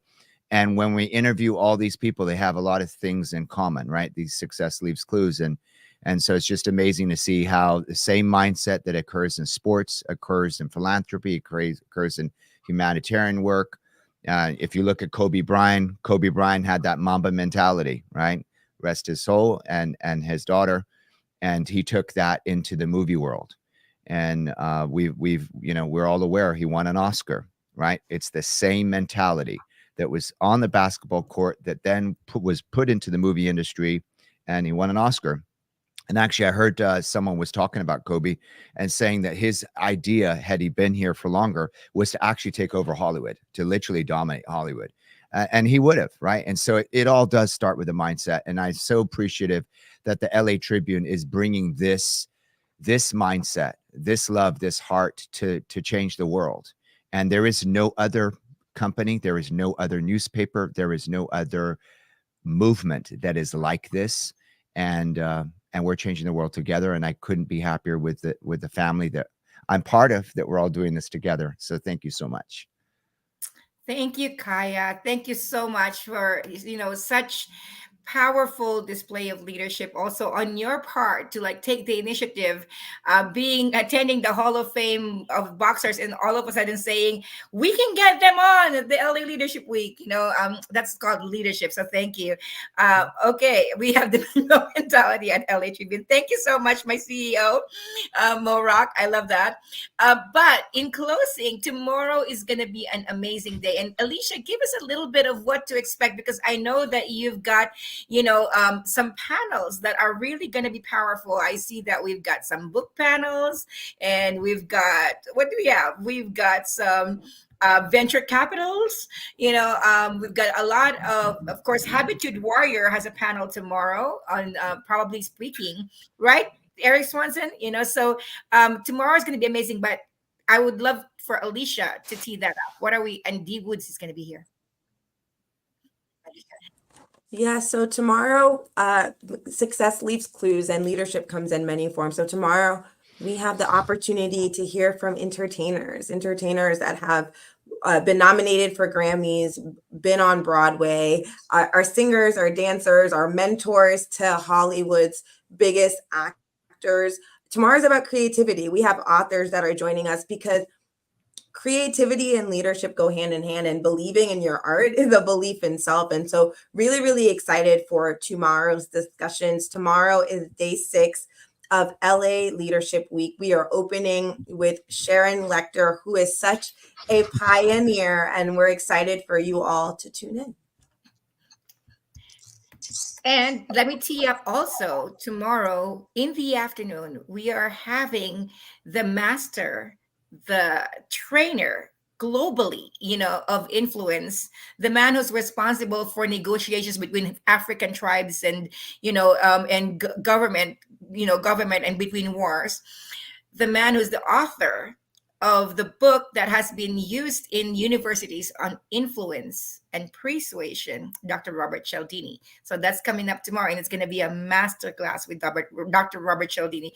One of the things that Mo, our CEO, often quotes Cialdini in our team meetings, and it usually is tens and thousands of dollars, and I'm most excited about that. It is usually tens of thousands of dollars to even attend Dr. Robert Cialdini's master classes, and tomorrow you're gonna see him here at the Los Angeles Tribune. So who's excited about that? Okay, so for tonight, ladies and gentlemen, rest well. Happy Sunday evening. We'll see you again tomorrow on day 6 of LA Leadership Week. Let's go. Good night. See you tomorrow. See you tomorrow.